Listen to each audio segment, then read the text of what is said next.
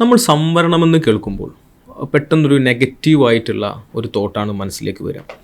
പല വിദ്യാർത്ഥികളിലേക്കും നമ്മൾ സംവരണത്തെക്കുറിച്ച് പറയുന്ന സമയത്ത് അവരൊക്കെ പറയാറുണ്ട്, എനിക്ക് 650 മാർക്കുണ്ട്, എൻ്റെ സുഹൃത്തിന് 450 മാർക്കേ ഉണ്ടായിട്ടുള്ളൂ, അവർക്ക് റിസർവേഷൻ ഉള്ളത് കൊണ്ട് അഡ്മിഷൻ കിട്ടി, ഞാൻ പുറത്തിരിക്കേണ്ട സാഹചര്യം വന്നു. സംവരണം അത്തരത്തിലൊരു നെഗറ്റീവായിട്ടുള്ളൊരു തോട്ടാണ് പലപ്പോഴും സമൂഹത്തിൽ സ്പ്രെഡ് ആവാറുള്ളത്, നമ്മളല്ലെങ്കിൽ നമ്മുടെ ശ്രദ്ധയിലേക്ക് വരാറുള്ളത്. അതെന്തുകൊണ്ടാണ് ഒരു പോസിറ്റീവ് തോട്ടായിട്ട് സംവരണത്തെ ജനങ്ങൾ സ്വീകരിക്കാത്തത്? എന്താണ് അതിൽ താങ്കളുടെ അഭിപ്രായം? രണ്ട് കാരണമുണ്ടാകും. ഒന്ന്, സംവരണത്തെ ഒരു പേഴ്സണൽ ഒരു എംപ്ലോയ്മെൻറ്റ് സ്കീമായിട്ട് കാണുന്നത് കൊണ്ടാണ് അങ്ങനെ ഒരു കമ്പാരിറ്റീവ് ആയിട്ടുള്ളൊരു ചിന്ത വരുന്നത്. രണ്ടാമത്തെ കാരണം സമൂഹത്തിൻ്റെ പൊതു ജാതിബോധമാണ്. കാരണം ജാതി എന്ന് പറയുന്നത് ഈ അടിത്തട്ട് ജാതികൾ അവരുടെ അവകാശത്തെക്കുറിച്ച് സംസാരിക്കുമ്പോൾ, അതിനുവേണ്ടി വാദിക്കുമ്പോൾ മാത്രമാണ് ജാതി ഉണ്ടാകുന്നത് എന്നുള്ള ഒരു പൊതു സവർണ ജാതി ബോധത്തിൻ്റെ ഒരു കാരണം കൊണ്ടുകൂടിയാണ് അങ്ങനെ വരുന്നത്. യഥാർത്ഥത്തിൽ പിന്നെ സംവരണം എന്ന് പറയുന്നത് ജാതി വ്യവസ്ഥ എന്ന സംവരണ വ്യവസ്ഥയ്ക്ക് അതേ ടൂൾ ഉപയോഗിച്ചുകൊണ്ട് ആ ജാതി വ്യവസ്ഥയെ തകർക്കാനൊരു ഉപാധി എന്നുള്ള രീതിയിലാണ്. അത് പിന്നെ മാർക്ക് കുറഞ്ഞ അടിത്തട്ട് ജാതിയിൽപ്പെട്ട ആൾക്ക് ജോലി വ്യക്തിപരമായി ജോലി കൊടുക്കുന്ന ഒരു സംവിധാനമല്ല. യഥാർത്ഥത്തിൽ ഇന്ത്യയിലെ ഒട്ടുമിക്ക രാഷ്ട്രീയ പാർട്ടികളും, ഒരുപക്ഷെ സോഷ്യലിസ്റ്റുകളും അംബേദ്കറിസ്റ്റുകളും ഒഴിച്ച് ഒട്ടുമിക്ക രാഷ്ട്രീയ പാർട്ടികളും സംവരണത്തെ അനുകൂലിക്കുമ്പോൾ പോലും അവർ ഇതിനെ ഒരു വ്യക്തിഗത പിന്നെ തൊഴിൽ നേട്ടമായിട്ട് അവതരിപ്പിക്കുന്നത് കൊണ്ടുകൂടിയാണ് അങ്ങനെ ഒരു ചിന്ത പുതിയ തലമുറയിൽ മാത്രമല്ല സംവരണത്തിൻ്റെ കാര്യങ്ങളിലൊക്കെ ചർച്ച വരുന്ന സമയത്തൊക്കെ എടുത്ത് പ്രയോഗിക്കുന്ന ഒരു വാദം ഇതാണ്. ഇതുകൊണ്ടാണ് പ്രധാനമായിട്ടും ഇത് സംവരണം എന്ന് പറയുന്നത് പ്രാതിനിധ്യമില്ലാത്ത ആളുകൾക്ക്, അല്ലെങ്കിൽ പ്രാതിനിധ്യത്തിൽ നിന്ന് പുറന്തള്ളപ്പെട്ട ആളുകൾക്ക്, നിഷ്കാസിതരായി പോക്കപ്പെട്ട ജനസമൂഹത്തിന്, ഒരു കമ്മ്യൂണിറ്റിക്കാണ്, ജനസമൂഹത്തിനാണ്. ആ ജനസമൂഹങ്ങൾക്ക് അവരുടെ പ്രാതിനിധ്യം ഒരു ജനാധിപത്യ വ്യവസ്ഥയിൽ തുല്യ പ്രാതിനിധ്യ സങ്കല്പം അനുസരിച്ച് ഒരു പങ്കാളിത്ത ജനാധിപത്യം എന്നുള്ള സങ്കല്പത്തിലേക്ക് വരണമെങ്കിൽ എല്ലാ വിഭാഗം ജനങ്ങൾക്കും, പ്രത്യേകിച്ച് സമൂഹം പല വിഭാഗങ്ങളായിട്ട് വിഭജിതമായിട്ടുള്ള ഒരു സമൂഹത്തിൽ എല്ലാ വിഭാഗങ്ങൾക്കും പങ്കാളിത്തം ഉണ്ടാകുക എന്ന് പറയുന്നത് ജനാധിപത്യത്തിൻ്റെ ഒരു ആണിക്കല്ലാണ്. അതാണ് സംവരണത്തിൻ്റെ ഒരു തത്വം. മറ്റൊന്ന്, ഈ അടിത്തട്ട് ജാതികളുടെ ഒരു സോഷ്യൽ സ്റ്റാറ്റസ് ഉയർത്തുക എന്നുള്ളതാണ്. അതൊരു സമൂഹത്തിൽ ഒരു വ്യക്തിക്ക് പാർശ്വവൽക്കരിക്കപ്പെട്ട പുറന്തള്ളപ്പെട്ട സമൂഹത്തിലൊരു വ്യക്തിക്കോ ഏതാനും വ്യക്തികളോ കിട്ടുമ്പോൾ ആ വ്യക്തികളുടെ പൊതുവായിട്ടുള്ള അന്തസ്സ് ഉയരുന്നുണ്ട്. അപ്പം അങ്ങനെയുള്ള അവരുടെ അഭിമാനബോധം ഉയർത്തുകയും ആ അഭിമാനബോധം പിന്നീട് അവരൊരു സോഷ്യൽ സ്റ്റാറ്റസ് ഉയർത്തുന്നതിലേക്കും നയിക്കും എന്നുള്ളൊരു സങ്കല്പത്തിൻ്റെ അടിസ്ഥാനത്തിലാണ് സംവരണത്തിന് വേണ്ടി വാദിച്ച സോഷ്യലിസ്റ്റുകളും അംബേദ്കറിസ്റ്റുകളും ഒക്കെ ആ സംവരണത്തിന് വേണ്ടി നിലകൊള്ളുന്നത്. അപ്പം അതിനെ തകർക്കുക എന്നുള്ളത് കൂടി ലക്ഷ്യമുണ്ട് ഇതിനെ വ്യക്തിഗതമായിട്ടുള്ള നേട്ടമായി ചുരുക്കി കാണുന്നതിലൂടെ. അത് വളരെ സ്വാധീനിക്കുന്നത്, പ്രത്യേകിച്ച് മുന്നോക്ക ജാതി വിഭാഗങ്ങളെ സ്വാധീനിക്കുന്നത് ഇത് അവരുടെ പൊതു പിന്നെ ജാതിബോധം, സവർണ ജാതിബോധം സമൂഹത്തിൽ പ്രബലമായി ഉള്ളത് കൊണ്ടുകൂടിയാണ്. സോഷ്യലിസ്റ്റുകൾ പൊതുവെ ജാതി സംവരണത്തെ അനുകൂലിക്കുന്നവരാണ്, അല്ലെങ്കിൽ അതിൻ്റെ വക്താക്കളാണ്. അംബേദ്കറേറ്റുകളും അതേപോലെ തന്നെയാണ്. പക്ഷേ സോഷ്യലിസ്റ്റുകളും അംബേദ്കറേറ്റുകളും ജാതി സംവരണത്തെ അനുകൂലിക്കുമ്പോൾ തന്നെ സാമ്പത്തിക സംവരണത്തെ എതിർക്കുന്നുണ്ട്. അതിൻ്റെ ഒരു രാഷ്ട്രീയം ഒന്ന് വിശദീകരിക്കാമോ? സാമ്പത്തിക സംവരണം ഞാൻ നേരത്തെ പറഞ്ഞതുപോലെ ജാതി സംവരണം എന്ന് പറയുന്നത് ജാതിപരമായിട്ട് ഉണ്ടായിട്ടുള്ള ഉച്ചനീചത്വങ്ങളെ ഉച്ചാടനം ചെയ്യുക എന്നുള്ളതാണ്. സാമ്പത്തികപരമായിട്ടുള്ള അനീതികളെ ഉച്ചാടനം ചെയ്യാൻ സാമ്പത്തിക കാര്യപരിപാടികൾക്ക് കൊണ്ടേ കഴിയുള്ളൂ. അപ്പോൾ സാമൂഹ്യപരമായിട്ട് അനീതികളെ ഉച്ചാടനം ചെയ്യണമെങ്കിൽ സാമൂഹ്യപരമായിട്ടുള്ള പോംവഴികൾ നമുക്ക് ആവശ്യമായിട്ട് വരും. അപ്പോൾ അതാണ് അംബേദ്കറിസ്റ്റുകളും ലോഹിയൻ സോഷ്യലിസ്റ്റുകളും സാമ്പത്തിക സംവരണത്തെ എതിർക്കുന്നത്. കാരണം സാമ്പത്തിക സംവരണം എന്ന് പറഞ്ഞാൽ സാമ്പത്തികമായൊരു ഘടകം, ഒരു സ്ഥായി ആയിട്ടുള്ള ഘടകമില്ല. ഒന്നുകിൽ അത് സാമൂഹ്യപരമായും വിദ്യാഭ്യാസപരമായും പിന്നോക്ക അവസ്ഥയാണ് സ്ഥായി ആയിട്ടുള്ള അവസ്ഥ. ഇതിൽ മാറ്റം വരുന്നത് അതിൻ്റെ സോഷ്യൽ സ്റ്റാറ്റസിലുണ്ടാകുന്ന മാറ്റത്തിനനുസരിച്ചാണ്. സാമ്പത്തിക ഘടകം എന്ന് പറയുന്ന ഒരു സാമ്പത്തിക ഗ്രൂപ്പ് ഇന്ന സീലിങ്ങിലുള്ള ഒരു ഡാറ്റ വെച്ച് കഴിഞ്ഞാൽ ആ സീലിങ്ങിലുള്ള ഒരു സ്ഥായിയായുള്ള സാമ്പത്തിക വർഗ്ഗം ഇല്ല. അതെപ്പോഴും ചേഞ്ച് ചെയ്തുകൊണ്ടിരിക്കും. അത് പെട്ടെന്ന് ഒരാൾക്ക് സമ്പത്ത് നേടിക്കഴിഞ്ഞാൽ മാറാവുന്ന ഒരു സാമ്പത്തിക സാഹചര്യമാണ്. അപ്പോൾ ഒരു സാമ്പത്തിക ഘടകം എന്ന് പറയുന്നത് ശാസ്ത്രീയമായ ഘടകമല്ല. അതേസമയം ഇന്ത്യയെ സംബന്ധിച്ചിടത്തോളം ജാതീയപരമായിട്ട് സാമൂഹ്യപരമായും വിദ്യാഭ്യാസപരമായി പിന്നോക്കം എന്ന് പറയുന്ന ഒരു ഘടകം എന്നത് അത് ഏറെക്കുറെ സ്ഥായിയാണ്. അത് മാറ്റം വരുന്നത് സാമൂഹിക നീതിക്ക് വേണ്ടിയുള്ള ക്രിയാത്മകമായ ഇടപെടലിലൂടെ അത് മാറ്റം വരുന്നുണ്ട്. അതിനനുസരിച്ച് നമ്മൾ സാമൂഹിക നിർദ്ധാരണങ്ങൾക്കനുസരിച്ച് ഇതിൻ്റെ സംവരണത്തിൻ്റെ ഒരു പരിഷ്കരണം വേണമെന്നൊക്കെ സോഷ്യലിസ്റ്റുകൾ വളരെ കാര്യമായിട്ട് വാദിക്കുന്നത് അതുകൊണ്ട് കൂടിയാണ്. അത് സാമ്പത്തിക സംവരണത്തിന് ഒരു ശാസ്ത്രീയമായിട്ട് അടിത്തറയില്ല. അത് സാമ്പത്തിക സംവരണം ഇപ്പോൾ ഭരണഘടനാപരമാക്കി മാറ്റിയത് ഇപ്പോൾ നിലവിൽ തന്നെ പിന്നോക്ക ജാതി വിഭാഗങ്ങൾക്ക് സംവരണം ഉണ്ടായിട്ട് കൂടി പല രീതിയിലുള്ള അട്ടിമറികൾ അതിനുള്ളിൽ നടക്കുന്നതിൻ്റെ ഫലമായിട്ട് മുന്നോക്ക ജാതിയിൽപ്പെട്ട ആളുകളുടെ അവരുടെ ജനസംഖ്യാനുപാതികത്തിനേക്കാൾ എത്രയോ മടങ്ങ് പ്രാതിനിധ്യം അവർക്ക് ഇപ്പോൾ ഉണ്ട്. അപ്പോൾ അത് ഏതെങ്കിലും ആ വിഭാഗത്തിലെ ഏതെങ്കിലും നിർധനനായിട്ടുള്ള ആൾക്ക് സംവരണം കിട്ടാത്തത് കൊണ്ട് ആ സംവരണം ഞങ്ങൾക്ക് കിട്ടുന്നില്ല എന്നുള്ളതല്ല. അവിടെ ആ സമൂഹത്തിന് പ്രാതിനിധ്യമുണ്ട്, വളവിൽ കൂടിയ പ്രാതിനിധ്യമുണ്ട്. അപ്പോൾ വീണ്ടും സാമ്പത്തിക സംവരണം ഏർപ്പെടുത്തുക എന്ന് പറഞ്ഞാൽ വീണ്ടും ആ പ്രാതിനിധ്യം കൂട്ടുക എന്നതിൻ്റെ അർത്ഥം. അതേസമയം മറുവശത്ത് അവരുടെ സാമൂഹികപരമായ പ്രാതിനിധ്യത്തിന് പല രീതിയിൽ ഇടിവ് സംഭവിക്കുന്നുണ്ട്. അപ്പോൾ അതുകൊണ്ട് സാമ്പത്തിക സംവരണം എന്ന് പറയുന്നത് യഥാർത്ഥത്തിൽ ഭരണഘടനയുടെ ആദ്യ മൂല സ്വഭാവത്തിനനുസരിച്ചുള്ള ഉറപ്പുകൾ, സാമൂഹ്യ നീതിക്ക് വേണ്ട ഉറപ്പുകളെ പാടെ നിരാകരിക്കുന്നതാണ് സാമ്പത്തിക സംവരണം എന്ന് പറയുന്ന വ്യവസ്ഥ. അതുകൊണ്ടാണ് അംബേദ്കറിസ്റ്റുകളും ലോഹിയ സോഷ്യലിസ്റ്റുകളും കൃത്യമായിട്ട് അതിനെ എതിർക്കുന്നതിൻ്റെ കാരണം അതാണ്. സാമൂഹ്യ നീതി നമ്മൾ അറ്റൈൻ ചെയ്യുന്ന ഒരു സമയമുണ്ടാകുമല്ലോ, നമ്മുടെ ലക്ഷ്യം നിറവേറ്റുന്ന സമയത്ത്. ആ ഒരു സമയത്ത് സംവരണം നമുക്ക് ഉപേക്ഷിക്കാൻ സാധിക്കുമോ? സംവരണത്തെക്കുറിച്ചുള്ള സങ്കല്പം ഭരണഘടനാപരമായിട്ട് അത് 10 വർഷത്തേക്കാണ് അത് അതിൻ്റെ പാർലമെൻ്ററി വ്യവസ്ഥയിൽ സംവരണ വ്യവസ്ഥ വിഭാവനം ചെയ്തിട്ടുള്ളത്. അതേസമയം ഉദ്യോഗങ്ങളുടെ സംവരണത്തിന് അങ്ങനെ ഒരു പ്രത്യേക കാലാവധി ഭരണഘടന വെച്ചിട്ടില്ല.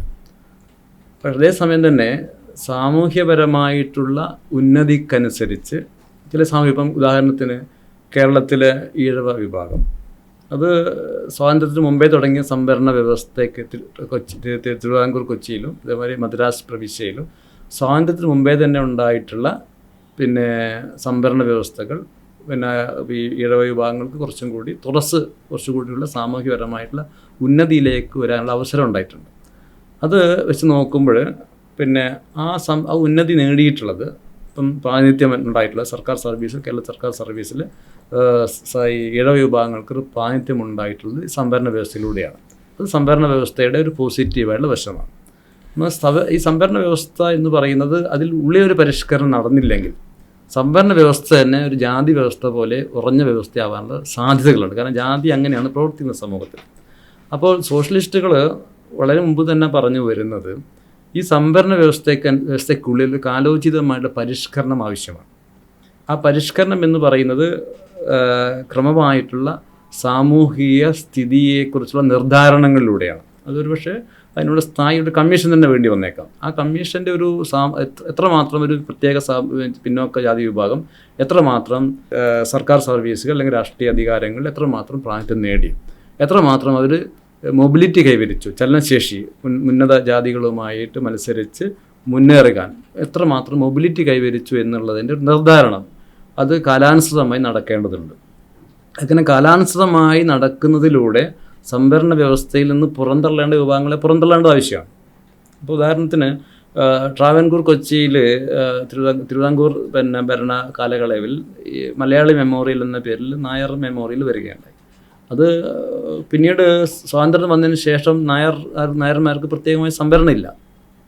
അത് മലയാളികൾക്ക് സംവരണത്തിൻ്റെ പേരിൽ നായന്മാർക്ക് തിരുക്കൊച്ചിയിൽ കൂടുതൽ ഉദ്യോഗങ്ങൾ, അന്നത്തെ രാജാവിൻ്റെ ഉദ്യോഗങ്ങൾ കിട്ടിയത് ഫലമായിട്ടാണ് തിരുക്കൊച്ചി മേഖലയിലും മദ്രാസ് പ്രവിശ്യയിൽ നേരത്തെ തന്നെ നായന്മാർ അധികാര വർഗമായതുകൊണ്ട് അങ്ങനെയും ആണ് ഈ സാമൂഹ്യപര ഉന്നതി നേടിയിട്ടുള്ളത്. അതുകൊണ്ടാണ് നായന്മാർക്ക് സംവരണം ഈ ഭരണഘടന നിലവിൽ വന്നതിന് ശേഷം അവർ സാമൂഹികപരവും വിദ്യാഭ്യാസപരമായും ഉന്നതിയിലായതുകൊണ്ടാണ്. അല്ലെങ്കിൽ നായന്മാർ ശൂദ്ര വിഭാഗമാണ്. അപ്പോൾ അങ്ങനെ സാമൂഹ്യപരവും വിദ്യാഭ്യാസപരമായും ഉന്നതിയിലായതുകൊണ്ടാണ് അവർക്ക് സംവരണം ഇല്ലാതിരുന്നത്. ഇപ്പോൾ ഈഴവ വിഭാഗങ്ങൾക്കൊരു പക്ഷേ അത് ചില മേഖലകളിലെങ്കിലും ഒരുപക്ഷെ അവർക്ക് പ്രാതിനിധ്യമില്ലാത്ത മേഖലകൾ ഒഴിച്ചിട്ടുള്ള മറ്റു പൊതുമേഖലകളിലെങ്കിലും ഈഴവ വിഭാഗങ്ങളെ ഒരുപക്ഷെ സംവരണ വ്യവസ്ഥയ്ക്ക് പുറത്തു നിർത്തേണ്ട ഒരു കാലമായിട്ടുണ്ട്. അത് justice K Narendran commission report കൃത്യമായിട്ട് അത് പറയുന്നുണ്ട്. പക്ഷേ അത് സമ്മതിക്കാത്തത് രാഷ്ട്രീയപരമായ കാരണങ്ങളാണ്. അത് ഒരുപക്ഷെ ഉത്തരേന്ത്യയിലെ യാദവ വിഭാഗങ്ങൾക്കും ഒരുപക്ഷെ അത് ബാധകമാണ്. അപ്പം അങ്ങനെ സംവരണ വ്യവസ്ഥയെ നിരന്തരം പരിഷ്കരിക്കുന്നതിൽ പരിഷ്കരിച്ചുകൊണ്ട് മുന്നോട്ട് പോകുന്നില്ലെങ്കിൽ ആത്യന്തികമായി സംവരണ വ്യവസ്ഥ തന്നെ തകരുമെന്നാണ് എൻ്റെ അഭിപ്രായം. അത് തീർച്ചയായിട്ടും അതിൻ്റെ ഒരു ഫൈൻ ട്യൂണിങ് എപ്പോഴാവശ്യം. അത് പിന്നെ ക്രീമിലെയർ അല്ല, അത് സാമ്പത്തികപരമായ മാനദണ്ഡത്തിൻ്റെ അടിസ്ഥാനത്തിലായിരിക്കരുത്, ഒരിക്കലും അങ്ങനെ ആവാൻ പാടില്ല. പക്ഷെ അത് സാമൂഹ്യപരമായിട്ടുള്ള സ്റ്റാറ്റസ് ഉയരുന്നുണ്ടോ എന്നുള്ള അല്ലെങ്കിൽ ഉയർന്നിട്ടുണ്ടോ എന്നുള്ള സാമൂഹ്യപരമായുള്ള സൂചകങ്ങളുടെ അടിസ്ഥാനത്തിൽ നിർദ്ധാരണം ചെയ്ത് ഒരു നിഗമനത്തിൽ എത്തിക്കൊണ്ട് വേണം അത് ചെയ്യാനായിട്ട്. അങ്ങനെ ഒരു പരിഷ്കരണം സംവരണ വ്യവസ്ഥയിൽ അത്യാവശ്യമാണ്. സംവരണ വ്യവസ്ഥ ഇല്ലെങ്കിൽ ഞാൻ നേരത്തെ പറഞ്ഞ പോലെ ഘനീഭവിച്ച് ജാതിക്ക് സമാനമായിട്ടുള്ള ഒരു സംവരണം അനുഭവിക്കുന്ന ആളുകൾ പ്രത്യേകമായൊരു വിഭാഗങ്ങളായിട്ട് മാറും. ആ സംവരണത്തിൻ്റെ നേട്ടം പിന്നോക്ക വിഭാഗങ്ങൾക്കിടയിലെ താഴ്ന്ന ജാതികളിലേക്ക് അത് അരിച്ചിറങ്ങാനുള്ള തടസ്സം സൃഷ്ടിച്ചുകൊണ്ട് അതിങ്ങനെ ഘനീഭവിച്ച് നിൽക്കും. അത് ജാതി വ്യവസ്ഥയെ ഒരുപക്ഷെ മറ്റൊരു രീതിയിൽ തന്നെ ദൃഢീകരിക്കാനും ഘനീഭവിക്കാനും സാധ്യതയുണ്ട്. അതുകൊണ്ട് അതിൻ്റെ സാധ്യതകൾ തടയുന്നതിന് വേണ്ടിയാണ് നമ്മളെപ്പോഴും ഈ രീതിയിലുള്ള ഫൈൻ ട്യൂണിങ്, അതിനുള്ളൊരു റീസ്ട്രക്ചറിങ് എന്ന് വേണമെങ്കിൽ പറയാം, അങ്ങനെയുള്ള ഒരു സംവരണത്തെക്കുറിച്ച് ആ വ്യവസ്ഥ അങ്ങനെ ആയിരിക്കണമെന്ന് നമ്മൾ പറയുന്നത്. ഇതിനോട് കൂട്ടിച്ചേർത്ത് ഒന്നുകൂടെ ചോദിച്ചു നോക്കട്ടെ, നമ്മൾ ജനസംഖ്യ ആനുപാതിക സംവരണത്തെ നമ്മൾ എങ്ങനെയാണ് കാണുന്നത്? സോഷ്യലിസ്റ്റുകളുടെ അതിനോടുള്ള അപ്രോച്ച് എന്താണ്? അംബേദ്കറേറ്റുകളും സോഷ്യലിസ്റ്റുകളും തമ്മിൽ ജനസംഖ്യാനുപാതിക സംവരണത്തോടുള്ള അപ്രോച്ച് ഒരുപോലെയാണോ? അല്ലെങ്കിൽ ഇപ്പോൾ താങ്കൾ പറഞ്ഞതുപോലെ ജനസംഖ്യാനുപാതിക സംവരണമാണെങ്കിൽ ഈ ഫൈൻ ട്യൂണിങ് നടന്നുകൊള്ളണമെന്നില്ല, അത് വേറെ തന്നെ ഒരു പ്രോസസ്സായിരിക്കും. അതിനോടുള്ള താങ്കളുടെ അപ്രോച്ച് എന്താണ്? അല്ലെങ്കിൽ സോഷ്യലിസ്റ്റുകളുടെ അപ്രോച്ച് എന്താണ്? ജനസംഖ്യാനുപാതികമായ സംവരണത്തെ ഭരണഘടന പിന്തുണയ്ക്കുന്നില്ല, ഒന്ന്. രണ്ടാമത്, സോഷ്യലിസ്റ്റുകൾ അങ്ങനെ ഒരു അഭിപ്രായം പറഞ്ഞിട്ടില്ല. സോഷ്യലിസ്റ്റ് പാർട്ടിയുടെ ഭരണഘടന 60% സംവരണമാണ് ഏർപ്പെടുത്തിയിട്ടുള്ളത്. ഒരുപക്ഷെ പിന്നോക്ക ജാതി വിഭാഗങ്ങളുടെ കണക്കെടുത്തു കഴിഞ്ഞാൽ 80%-ലധികം പിന്നോക്ക ജാതി വിഭാഗങ്ങൾ ഒക്കെ വരും. പക്ഷേ ലോഹ്യ സോഷ്യലിസ്റ്റ് പാർട്ടിയിൽ സംവരണം ഏർപ്പെടുത്തിയത് 60% സ്ത്രീകൾ ഉൾപ്പെടെ, അതിൽ സ്ത്രീകൾ എന്ന് പറഞ്ഞാൽ ജാതി വ്യത്യാസമില്ല, സ്ത്രീകൾ ഉൾപ്പെടെയുള്ള വിഭാഗങ്ങൾക്ക് 60% പാർട്ടിക്കുള്ളെന്ന് ഏർപ്പെടുത്തിയിരുന്നത്. അപ്പോൾ ജനസംഖ്യാനുപാതിക സംവരണം എന്ന് പറയുന്നത് അത് സംവരണ വ്യവസ്ഥയെ വേറൊരു മുന്നോക്ക ജാതി വിഭാഗങ്ങളിലെ ദരിദ്രർക്ക് അവർക്കെതിരായ ഒരു ടൂളായിട്ട് വേണമെങ്കിൽ അവർക്കത് അനുഭവപ്പെടാം ഒരു കാരണം അല്ലെങ്കിൽ അങ്ങനെ മനസ്സിലാക്കപ്പെടാം. അതിന് അംബേദ്കറുടെ ഭരണഘടനാ അസംബ്ലിയിൽ ഒരു പ്രസിദ്ധമായ പ്രസംഗമുണ്ട്. അദ്ദേഹം ആ സമയത്ത് ഭരണഘടനാ നിർമ്മാണ സഭയിൽ സംവരണത്തെക്കുറിച്ച്, പ്രത്യേകിച്ച് ഈ അധസ്ഥിത വിഭാഗങ്ങൾക്ക്, പട്ടിക വിഭാഗം പിന്നീട് പട്ടികയിലാക്കിയിട്ടുള്ള വിഭാഗങ്ങളുടെ സംവരണത്തിൻ്റെ കാര്യം ചർച്ച വന്നപ്പോൾ ജനസംഖ്യാനുപാതികമായ സംവരണത്തിന് വേണ്ടി ചില വാദങ്ങൾ ആ ഭരണഘടനാ നിർമ്മാണ സഭയിൽ വരികയുണ്ടായി. പക്ഷെ അംബേദ്കർ പറഞ്ഞത് സംവരണം എന്ന് പറയുന്നത് ഒരു പ്രൊട്ടക്ഷനും ആണ്. അതേസമയത്ത് സമൂഹത്തിന് തുറന്ന മത്സരത്തിനൊരു അവസരം സമൂഹത്തിലുണ്ടാകണം. അതുകൊണ്ടാണ് 50% തുറന്ന മത്സരത്തിനും, കാരണം ക്രയശേഷിയുള്ള ആളുകൾ വരണം, ഒരു രാഷ്ട്രത്തെ സംബന്ധിച്ചിടത്തോളം കൂടുതൽ ക്രയശേഷിയുള്ള ആളുകൾ വരണം.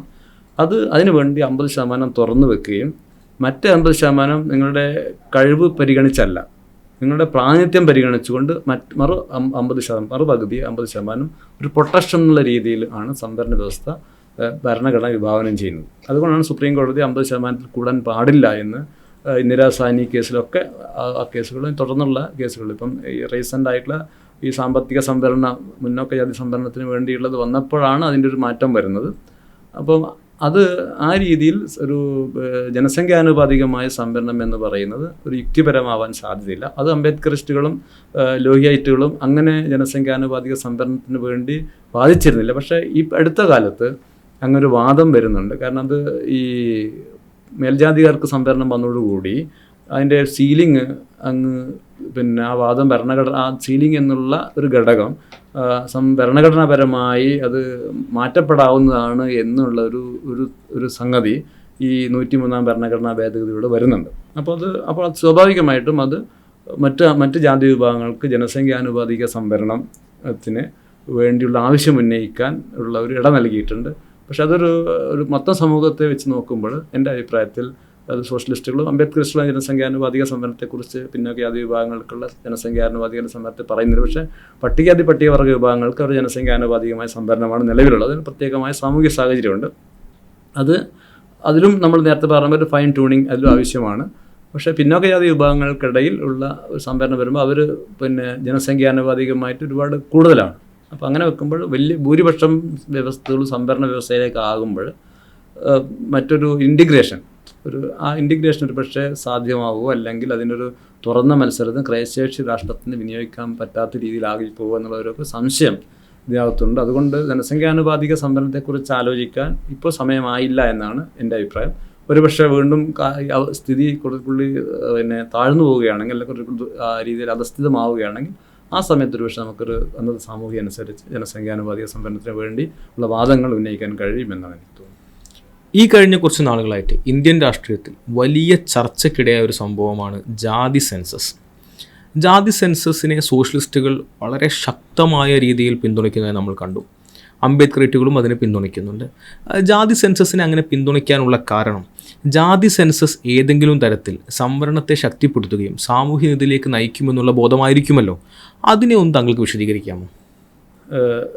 ഈ മണ്ഡൽ കമ്മീഷൻ റിപ്പോർട്ട് അവതരിപ്പിക്കുന്ന സമയത്ത്, അതിൻ്റെ കണക്കെടുക്കുന്ന സമയത്ത് ഒരു ജാതി സെൻസസിൻ്റേതായ ഒരു ഡാറ്റ മണ്ഡൽ കമ്മീഷൻ അംഗങ്ങൾക്ക് ആ സമിതിക്ക് മുമ്പാകെ ഉണ്ടായിരുന്നില്ല. 1931 ജാതി സെൻസസ് ഡാറ്റ വെച്ചു. പിന്നീട് നടന്ന ഫീൽഡ് സ്റ്റഡി, അവർ നടത്തിയ ഫീൽഡ് സ്റ്റഡികളുടെ അടിസ്ഥാനത്തിലാണ് യഥാർത്ഥ സംവരണ മണ്ഡൽ കമ്മീഷന് ശേഷമാണ് അങ്ങനത്തെ ഒരു ഫീൽഡ് സ്റ്റഡി നടക്കുന്നതാണോ? അല്ല, മണ്ഡൽ കമ്മീഷന്റെ പ്രോസസ്സിലൂടെ ഫീൽഡ് സ്റ്റഡി നടക്കുന്നുണ്ട്. അപ്പോൾ ഫീൽഡ് സ്റ്റഡിയും 1931 ജാതി സെൻസസിന്റെ ഡാറ്റകളും വെച്ചാണ് മണ്ഡൽ കമ്മീഷൻ റിപ്പോർട്ട് ശുപാർശ നൽകിയിട്ടുള്ളത്. അതിന് ഡാറ്റകളുടെ ഒരു പരിമിതി അതിനുണ്ട് എന്ന് മണ്ഡൽ കമ്മീഷൻ റിപ്പോർട്ട് തന്നെ അതിലെ ചെയർമാനും അംഗങ്ങളൊക്കെ സമ്മതിച്ചിട്ടുള്ളതാണ്. അതവരുടെ പരിമിതിയാണ്. പക്ഷെ എങ്കിൽ പോലും അത് ഏറെക്കുറെ കുറ്റമറ്റ രീതിയിൽ അത് നടപ്പിലാക്കാൻ ശുപാർശ നൽകാൻ കഴിഞ്ഞിട്ടുണ്ട്. അപ്പോൾ ഈ വാദം മണ്ഡൽ കമ്മീഷൻ റിപ്പോർട്ടിനെതിരായിട്ടുള്ള പ്രക്ഷോഭങ്ങളിൽ ഉന്നയിക്കപ്പെട്ടൊരു വാദമാണ്. ജാതി സെൻസസിൻ്റെ ഒരു ഡാറ്റ ഈ കാര്യത്തിൽ ഇല്ല. അപ്പോൾ തീർച്ചയായിട്ടും ഒരു ഡാറ്റ ആവശ്യം. അതിനുശേഷം 31 ജാതി സെൻസസ് എന്നും കാലം ഒരുപാട് മാറി. മണ്ഡൽ കമ്മീഷൻ റിപ്പോർട്ട് നടപ്പിലാക്കിയിട്ടും കാലത്തിന് 90-കൾക്ക് ശേഷം അത്രയും വർഷമായി. 100 years എന്ന് പറയുന്നത് 31 ശേഷം 100 years ആയി. അതേപോലെ മണ്ഡൽ കമ്മീഷൻ റിപ്പോർട്ടിന്റെ നടപ്പിലാക്കൽ തുടങ്ങിയിട്ടും ഏറെക്കുറെ 10-30 വർഷമായി. അപ്പോൾ അതിൻ്റെ ഒരു ഡാറ്റ അത് എങ്ങനെയാണ് മണ്ഡൽ കമ്മീഷൻ റിപ്പോർട്ട് എങ്ങനെയാണ് സ്വാധീനിച്ചിട്ടുള്ളത്, ഏതൊക്കെ ജാതി വിഭാഗങ്ങളിൽ അതിൻ്റെ സാമൂഹ്യപരമായിട്ടുള്ള ഉന്നതി പ്രാപിച്ചിട്ടുണ്ട്. അപ്പം ഡാറ്റ അത്യാവശ്യമാണ്. ഒരു സംവരണം, ഒരു ഫൈൻ ട്യൂണിങ്ങിന്, സംവരണ വ്യവസ്ഥയെ ഒരു ഉറപ്പിച്ച് നിർത്താൻ, ബലപ്പെടുത്താൻ, ഞാൻ നേരത്തെ പറഞ്ഞ പോലെയുള്ള ഒരു ഫൈൻ ട്യൂണിങ്ങിന് ജാതി സെൻസസ് പ്രകാരമുള്ള ഡാറ്റ, കൃത്യമായ ഡാറ്റ ആവശ്യമാണ്. ആ ഡാറ്റയിൽ അത് പിന്നോക്ക ജാതി വിഭാഗങ്ങൾ മാത്രം നേട്ടമുണ്ടാക്കി എന്നുള്ളതായിരിക്കില്ല ജാതി സെൻസസിൽ വരാൻ പോകുന്നത്. മുന്നോക്ക ജാതി വിഭാഗങ്ങൾ ഉൾപ്പെടെ അവർ സംവരണ വ്യവസ്ഥ ഇല്ലാതിരുന്നിട്ട് പോലും അവർക്ക് അർഹതയിൽ കൂടുതൽ എത്രമാത്രം പ്രാതിനിധ്യം ഉണ്ടായിട്ടുണ്ട് എന്ന് കാണിക്കുന്ന ഡാറ്റ കൂടിയായിരിക്കും ജാതി സെൻസസ് ഡാറ്റ. അതുകൊണ്ടാണ് ഈ സവർണാധിപത്യ ശക്തികൾ, രാഷ്ട്രീയ പാർട്ടികൾ, BJP പോലെയുള്ള സവർണാധിപത്യ താല്പര്യങ്ങൾക്ക് മുൻതൂക്കം കൊടുക്കുന്ന പാർട്ടികൾ അതിനെ എതിർക്കുന്നത്. അപ്പോൾ അത് സ്വാഭാവികമായിട്ടും അത് പിന്നോക്ക ജാതി വിഭാഗങ്ങൾക്ക് വേണ്ടി മാത്രമുള്ളതല്ല ജാതി സെൻസസ് എന്ന് പറയുന്നത്. മൊത്തം രാജ്യത്തിൻ്റെ വിഭവങ്ങൾ അത് സമീകൃതമായ രീതിയിൽ ഏതൊക്കെ ഇക്വിറ്റി ആയിട്ട് വിതരണം ചെയ്യുന്നതിന് വേണ്ടി വേണ്ട ഏറ്റവും അടിസ്ഥാനപരമായ രേഖയായിരിക്കും അത്. അപ്പോൾ അത് സംവരണ വ്യവസ്ഥയ്ക്ക് മാത്രമല്ല അത് ബലമാകുന്നത്, അത് ഒരുപക്ഷെ സാമ്പത്തികമായിട്ടുള്ള ഒരു പുനർവിതരണത്തിൻ്റെ ഒരു ആവശ്യകത കൂടി, അത് ജാതിയും അതേപോലെ സാമൂഹിക അവസ്ഥയും സാമ്പത്തിക വിതരണവും തമ്മിലുള്ള ബന്ധത്തെ കൂടി അത് പുറത്തു കൊണ്ടുവരും. അതുകൊണ്ട് ജാതി സെൻസസ് എന്ന് പറയുന്നത് ഇന്ത്യൻ ജനാധിപത്യത്തിൽ ഏറ്റവും ബലപ്പെട്ട, അല്ലെങ്കിൽ ഏറ്റവും ഫലവത്തായിട്ട് ഏറ്റവും ആവശ്യം വേണ്ട ഒരു സാധനമാണ് ജാതി സെൻസസ് എന്ന് പറയുന്നത്. ഈ ജാതി സെൻസസിനെ എതിർക്കുന്നവർ പറയുന്നത് അത് ഇന്ത്യയെ ജാതിയായി വിഭജിക്കും, ജാതിപരമായി വിഭജനം ഉണ്ടാക്കുമെന്നതാണ്. അതിനോടുള്ള താങ്കളുടെ ഒരു റിയാക്ഷൻ എന്താണ്? ജാതി സെൻസസോ സംവരണ വ്യവസ്ഥയല്ലല്ലോ ഇന്ത്യയിലെ സമൂഹത്തെ ജാതിപരമായി വിഭജിച്ചത്. അത് ബ്രാഹ്മണിക് ഓർഡർ വരുന്ന കാലത്ത് ഒരുപക്ഷെ 30,000 വർഷങ്ങൾക്ക് മുമ്പ് തന്നെ ജാതിയായിട്ട് വിഭജിക്കപ്പെട്ട സമൂഹമാണ് ഇന്ത്യ എന്ന് പറയുന്നത്. അപ്പോൾ സംവരണം ജാതി വിഭജിക്കുക, ഇനി അങ്ങോട്ട് വേറൊരു വിഭജനം ആവശ്യമില്ല. അത്രയും വിഭജനം സമൂഹത്തിൽ ജാതി വ്യവസ്ഥ കൊണ്ടുവന്നിട്ടുണ്ട്. ആ ജാതി വ്യവസ്ഥയുടെ വിഭജനത്തെ പരിഹരിക്കുക എന്നുള്ളതാണ്. ഇപ്പോൾ ജാതിപരമായിട്ട് ഇൻറ്റിഗ്രേഷൻ, അതിപ്പം ഈ സോഷ്യൽ സ്റ്റാറ്റസ് വരികയും മിശ്രവിഭാഗങ്ങൾ വർദ്ധിക്കുകയും അവരുടെ പ്രാതിനിധ്യം കൂടുമ്പോൾ ഉണ്ടാകുന്ന ഒരു ദുർബലാവസ്ഥ, ജാതിയെ ആ കർക്കശമായ വ്യവസ്ഥയിൽ നിന്ന് ദുർബലമായിട്ടുള്ള ഒരുപക്ഷെ ബുദ്ധകാലഘട്ടത്തിലൊക്കെ ഉണ്ടായിട്ടതുപോലെ ഒരു ഇമാനിസിപ്പേഷൻ, അതായത് ഒരു പിന്നോക്ക ജാതി വിഭാഗങ്ങൾ ഉണ്ടാകുന്ന ഒരു ഇമാനിസിപ്പേഷൻ ബുദ്ധകാലഘട്ടത്തിലുണ്ടായതുപോലെ ഒരു ഇമാനിസിപ്പേഷൻ ഉണ്ടാകാൻ ഈ ജാതി സെൻസസും സംവരണ വ്യവസ്ഥയും അത്യാവശ്യമാണ്. ആ ഇമാനിസിപ്പേഷനിലാണ് സാമൂഹിക വിപ്ലവത്തിൻ്റെ ഘടകങ്ങൾ നിശ്ചയമായും കുടികൊള്ളുക. അപ്പോൾ നമ്മൾ സാമൂഹിക വിപ്ലവത്തിന്, അല്ലെങ്കിൽ കുറേ കൂടി ഇന്ത്യയിലെ രാഷ്ട്രത്തിലെ ജനങ്ങൾ തമ്മിലുള്ള ഒരു ഇൻ്റഗ്രേഷന്, ഒരു കൾച്ചറലായിട്ടുള്ള സോഷ്യൽ ഇൻ്റഗ്രേഷന് ഈ സംവരണ വ്യവസ്ഥ അതൊരു ടൂളാണ്. അത് മാത്രമല്ല അതൊരു ടൂളാണ്. ആ ടൂളിനെ നമ്മൾ ഫലപ്രദമാക്കുക, ശക്തിപ്പെടുത്തുക എന്നുള്ളതാണ് ജാതി സെൻസസ് എന്ന് പറയുന്ന അതിൻ്റെ ടൂളിനെ കൊണ്ട് നമുക്ക് സാധ്യമാകുന്നത്. താങ്കൾ മണ്ഡൽ കമ്മീഷനെ കുറിച്ച് പറയുകയുണ്ടായി. മണ്ഡൽ കമ്മീഷൻ ഇന്ത്യയിൽ ഉണ്ടാക്കിയ ചലനങ്ങൾ വലുതാണ്. മണ്ഡൽ കമ്മീഷന് മുന്നുള്ളൊരു ഇന്ത്യയും മണ്ഡൽ കമ്മീഷന് ശേഷമുള്ളൊരു ഇന്ത്യയുമായി താങ്കൾക്കൊന്ന് വിഭജിച്ച് പറയാമോ? തീർച്ചയായിട്ടും. ഇന്ത്യൻ രാഷ്ട്രീയം മണ്ഡലിന് ശേഷവും മണ്ഡലിന് മുമ്പും എന്നുള്ള വിഭജിക്കപ്പെട്ടൊരു കാലഘട്ടമുണ്ട്.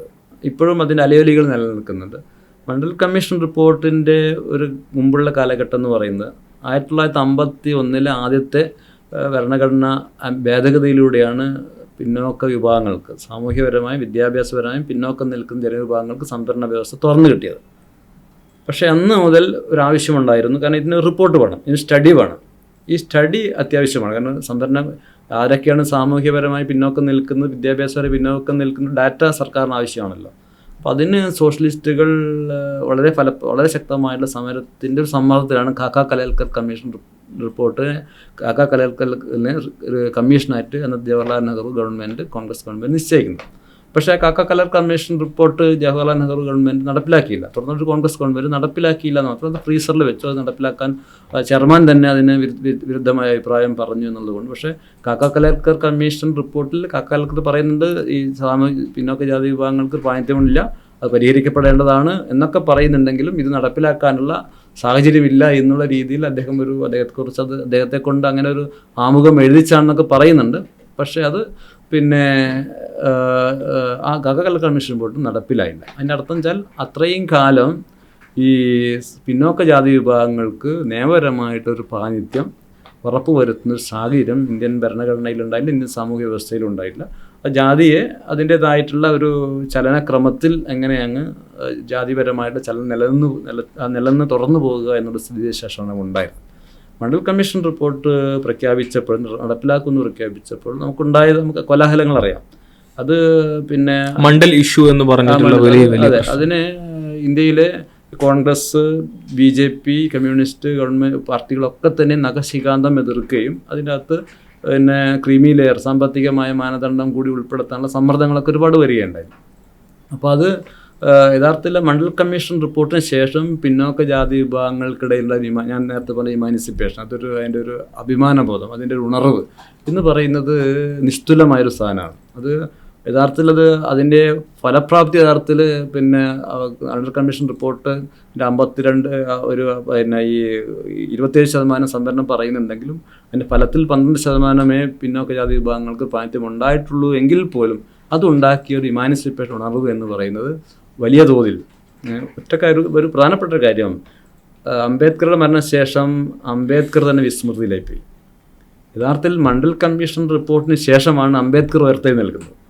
ദളിത് പൊളിറ്റിക്സ് ഉയർത്തെഴുന്നേൽക്കുന്നത് അംബേദ്കർ ഈ മണ്ഡൽ കമ്മീഷൻ റിപ്പോർട്ടിൻ്റെ ശേഷമാണ്. അപ്പോൾ രണ്ട് കാര്യങ്ങൾ മണ്ഡൽ കമ്മീഷൻ റിപ്പോർട്ട് ഉണ്ടായിരുന്നത്. ദളിത് വിഭാഗങ്ങൾക്കിടയിൽ വലിയൊരു ഇമാനിസിപ്പേഷനും വലിയ ബോധവും വലിയൊരു ഒരു സമരത്തിന് വേണ്ടി ഔന്നത്യമൊക്കെ ഉണ്ടായത് യഥാർത്ഥത്തിൽ അംബേദ്കർ പഠനങ്ങൾ കൂടുതൽ ഉണ്ടായിട്ടുള്ളത്, അംബേദ്കർ വായനകൾ കൂടുതൽ ഉണ്ടായിട്ടുള്ളത് മണ്ഡൽ കമ്മീഷൻ റിപ്പോർട്ടിന് ശേഷമാണ് നമുക്കറിയാം. അപ്പം അങ്ങനെയുള്ളൊരു സാമൂഹ്യ സാഹചര്യം ഉണ്ടാകുകയും അത് ഒരുപക്ഷെ ഡാറ്റകൾക്കനുസരിച്ച് അത് ഫലപ്രദമായില്ലെങ്കിൽ പോലും സാംസ്കാരികപരമായും സാമൂഹ്യപരമായും ഈ മണ്ഡൽ കമ്മീഷൻ റിപ്പോർട്ട് ഉയർത്തിവിട്ട ചലനങ്ങളാണ് യഥാർത്ഥത്തിൽ ഇന്ത്യയിലെ ജാതിക്കെതിരായിട്ടുള്ള വലിയ വാദങ്ങളും വലിയ ശക്തമായിട്ടുള്ള മുന്നേറ്റങ്ങൾക്കും ഇടയായത്. അതുകൊണ്ട് തന്നെ സാമൂഹിക ചലനം ഉണ്ടാക്കാൻ മണ്ഡൽ കമ്മീഷൻ റിപ്പോർട്ടിന് ആ അർത്ഥത്തിൽ കഴിഞ്ഞിട്ടുണ്ട് എന്നാണ് എൻ്റെ ഒരു അഭിപ്രായം. മണ്ഡൽ കമ്മീഷൻ റിപ്പോർട്ട് മുന്നോട്ട് വെച്ച നിർദ്ദേശങ്ങൾ എല്ലാം നടപ്പിലായിട്ടില്ല. അതിനെക്കുറിച്ച് എന്താണ് താങ്കൾക്ക് പറയാനുള്ളത്? മണ്ഡൽ കമ്മീഷൻ റിപ്പോർട്ട് ശുപാർശകൾ യഥാർത്ഥത്തിൽ അതിൻ്റെ ഒരു ജാതി സംവരണം എന്നുള്ള ഒരൊറ്റ ഏക മുഖമായിട്ടുള്ള ഒരു സാഹചര്യത്തിൽ മാത്രമാണ് ഊന്നിയത്. അതിൻ്റെ ആ ഘടകത്തിൽ മാത്രമാണ് ഊന്നിയത്. അതൊരു പൊളിറ്റിക്കലാവാം, പക്ഷെ അത് പ്രധാനപ്പെട്ടതാണ്. അതേസമയത്ത് ഭൂമി വിതരണത്തെക്കുറിച്ച് സാമ്പത്തികപരമായിട്ട് ഈ സാമൂഹ്യപരം വിദ്യാഭ്യാസപരം നിൽക്കുന്ന പിന്നോക്ക ജനവിഭാഗങ്ങളുടെ സാമ്പത്തികമായിട്ടുള്ള ഇമാനിസിപ്പേഷനെ കുറിച്ച് ഉള്ള ഒട്ടേറെ നിർദ്ദേശങ്ങൾ അതിൻ്റെ അകത്താണ്. ഭൂമി പുനർവിതരണം ഉൾപ്പെടെയുള്ള ഒരുപാട് അവർക്ക് വ്യവസായത്തിന് വേണ്ടിയിട്ട് അങ്ങനെ. കാരണം ഈ തൊഴിൽ എന്ന് പറയുന്നത്, ഈ സംവരണ വ്യവസ്ഥ എന്ന് പറയുന്നത് സർക്കാരിലെ സ്റ്റേറ്റിൻ്റെ ഉടമസ്ഥയിലുള്ള ഒരു തൊഴിലിടങ്ങളിലേക്ക് മാത്രമേ പറ്റുള്ളൂ. അത് മൊത്തം തൊഴിൽ മേഖല 2% മാത്രമാണ്. അത് കേന്ദ്രഭരണമാകുമ്പോൾ അതിലും പിന്നെയും കുറയുന്നുണ്ട് കേന്ദ്ര ഉദ്യോഗങ്ങളാണെങ്കിൽ. അപ്പോൾ യഥാർത്ഥത്തിൽ സംവരണം എന്ന് പറയുന്നത് അതൊരു തൊഴിൽ മേഖല, സർക്കാർ ഉദ്യോഗങ്ങളുടെ സംവരണം എന്ന് പറയുന്നത് ഈ സംവരണ വ്യവസ്ഥയുടെ ഒരു ചെറിയൊരു ഒരു ഘടകം മാത്രമാണ്. പ്രധാനപ്പെട്ടതാണെങ്കിൽ പോലും അതൊരു അതിൻ്റെ ഒരു അളവിലെടുത്ത് നോക്കുമ്പോൾ അത് ഈ രീതിയിൽ ചെറിയ, പക്ഷേ അതിനേക്കാൾ കൂടുതൽ ഈ വ്യവസായങ്ങളിൽ അതേപോലെ മറ്റ് ബിസിനസ്സുകളിലൊക്കെ ഉണ്ടാകുന്ന മാറ്റങ്ങൾ മണ്ഡൽ കമ്മീഷൻ റിപ്പോർട്ട് ശുപാർശ പറയുന്നുണ്ട്. അത് യഥാർത്ഥത്തിൽ അതിനകത്ത് മണ്ഡൽ കമ്മീഷൻ റിപ്പോർട്ട് നടപ്പിലാക്കിയപ്പോൾ അതിൻ്റെ ചെറിയൊരു എന്താ പറയേണ്ടത്, അതിനൊരു അട്ടിമറി നടക്കുന്നത്. യഥാർത്ഥത്തിൽ ക്രീമി ലെയർ എന്ന് പറയുന്നത് സാമ്പത്തിക മാനദണ്ഡത്തിലെ ക്രീമി ലെയറിനെ കുറിച്ച് മണ്ഡൽ കമ്മീഷൻ റിപ്പോർട്ട് പറഞ്ഞിട്ടില്ല. അതേസമയം സാമൂഹികപരമായ വിദ്യാഭ്യാസത്തിന് ഉന്നതി പ്രാപിച്ച ആളുകൾ പിന്നോക്ക ജാതി വിഭാഗങ്ങൾക്കിടയിൽ ഉണ്ടെന്നും അവർക്കൊരു നിർദ്ധാരണ ഒരു രീതി വേണം എന്നുള്ള ശുപാർശ മണ്ഡൽ കമ്മീഷൻ റിപ്പോർട്ട് വയ്ക്കുന്നുണ്ട്. അതായത് മണ്ഡൽ കമ്മീഷൻ റിപ്പോർട്ട് ഒരു അടഞ്ഞൊരു സാധനമായിരുന്നില്ല. ഞാൻ നേരത്തെ പറഞ്ഞു, അതൊരു തുറന്ന് വെച്ച ഒരു ഓപ്പൺ ഡോക്യുമെൻ്റ് ആയിരുന്നു. അപ്പോൾ ഈ ഓപ്പൺ ഡോക്യുമെൻ്റ്, ഈ ഓപ്പൺ ആയിട്ടുള്ള ഈ വ്യവസ്ഥയെ പാർലമെൻറ്റ് പാസ്സാക്കി, മണ്ഡൽ കമ്മീഷൻ റിപ്പോർട്ട് പാസ്സാക്കി, അതിനനുസരിച്ചുള്ള ഈ ഗവൺമെൻറ് ഓർഡർ വന്നപ്പോൾ, അതിൻ്റെ ഓപ്പറേറ്റിംഗ് പാർട്ടിലെ ഓർഡർ വന്നപ്പോഴാണ് ഇത് ക്രീമി ലെയർ എന്ന് പറയുന്ന സാമ്പത്തിക വ്യവസ്ഥ കടന്നുകൂടിയത്. മണ്ഡൽ കമ്മീഷൻ കേസിൽ, ഇന്ദിരാ സാഹ്നി കേസിൽ കൃത്യമായിട്ടും ഇന്ദിരാ സാഹ്നി കേസിൽ അന്നത്തെ വിധി, ഭൂരിപക്ഷ വിധി, ഒരാളാണ് എഴുതി, ഭൂരിപക്ഷ വിധി BP ജീവൻ റെഡ്ഡിയുടെ വിധിയിൽ ഈ സാമ്പത്തികപരമായിട്ടുള്ള ക്രീമി ലെയറിനെ കുറിച്ച് പറയുന്നില്ല എന്ന് മാത്രം അതിനെ തള്ളിക്കളയുന്നുണ്ട്. അതേസമയം സാമൂഹികപരമായിട്ടുള്ള ഉന്നതി പ്രാപിച്ചവരെ കുറിച്ചുള്ള അവർക്ക് വേണ്ടി ഒരു വ്യവസ്ഥ, അവരെ എന്താ പറയുക, അവർക്ക് മുൻതൂക്കം കിട്ടാത്ത രീതിയിൽ, അവരെ ഒഴിവാക്കാനല്ല, അവർക്ക് മുൻഗണന കിട്ടാത്ത രീതിയിൽ ഉള്ള സംവരണത്തിനെ കുറിച്ചാണ് മണ്ഡൽ കമ്മീഷൻ ശുപാർശയുടെ അന്തസത്ത. അതാണ് ഇന്ദിരാ സാഹ്നി കേസിൻ്റെ വിധിയുടെ അന്തസത്തയാണ്. പക്ഷേ അത് 93 ഒരു പക്ഷേ 93 നരസിംഹറാവു ഗവൺമെൻറ് സമയത്താണോ സംശയം. ആ സമയത്ത് അതിൻ്റെ ജിയോ ഇറങ്ങിയത്. ആ ജിയോ ഇറങ്ങിയപ്പോൾ അതിനകത്ത് അന്നത്തെ കോൺഗ്രസ് പാർട്ടിയുടെ ഇപ്പം താല്പര്യം അങ്ങനെയാണ്. സാമ്പത്തിക സംവരണത്തിന് ആദ്യമായിട്ട് വാദിച്ചുകൊണ്ടിരുന്ന പാർട്ടിയാണ് കോൺഗ്രസ് പാർട്ടി എന്ന് പറയുന്നത്. അവരുടെ താല്പര്യം അതിനകത്ത് കടന്നുകൂടി എന്നുള്ള ശക്തമായ വിമർശനം ഉന്നയിക്കുന്നതാണ് ഞാൻ.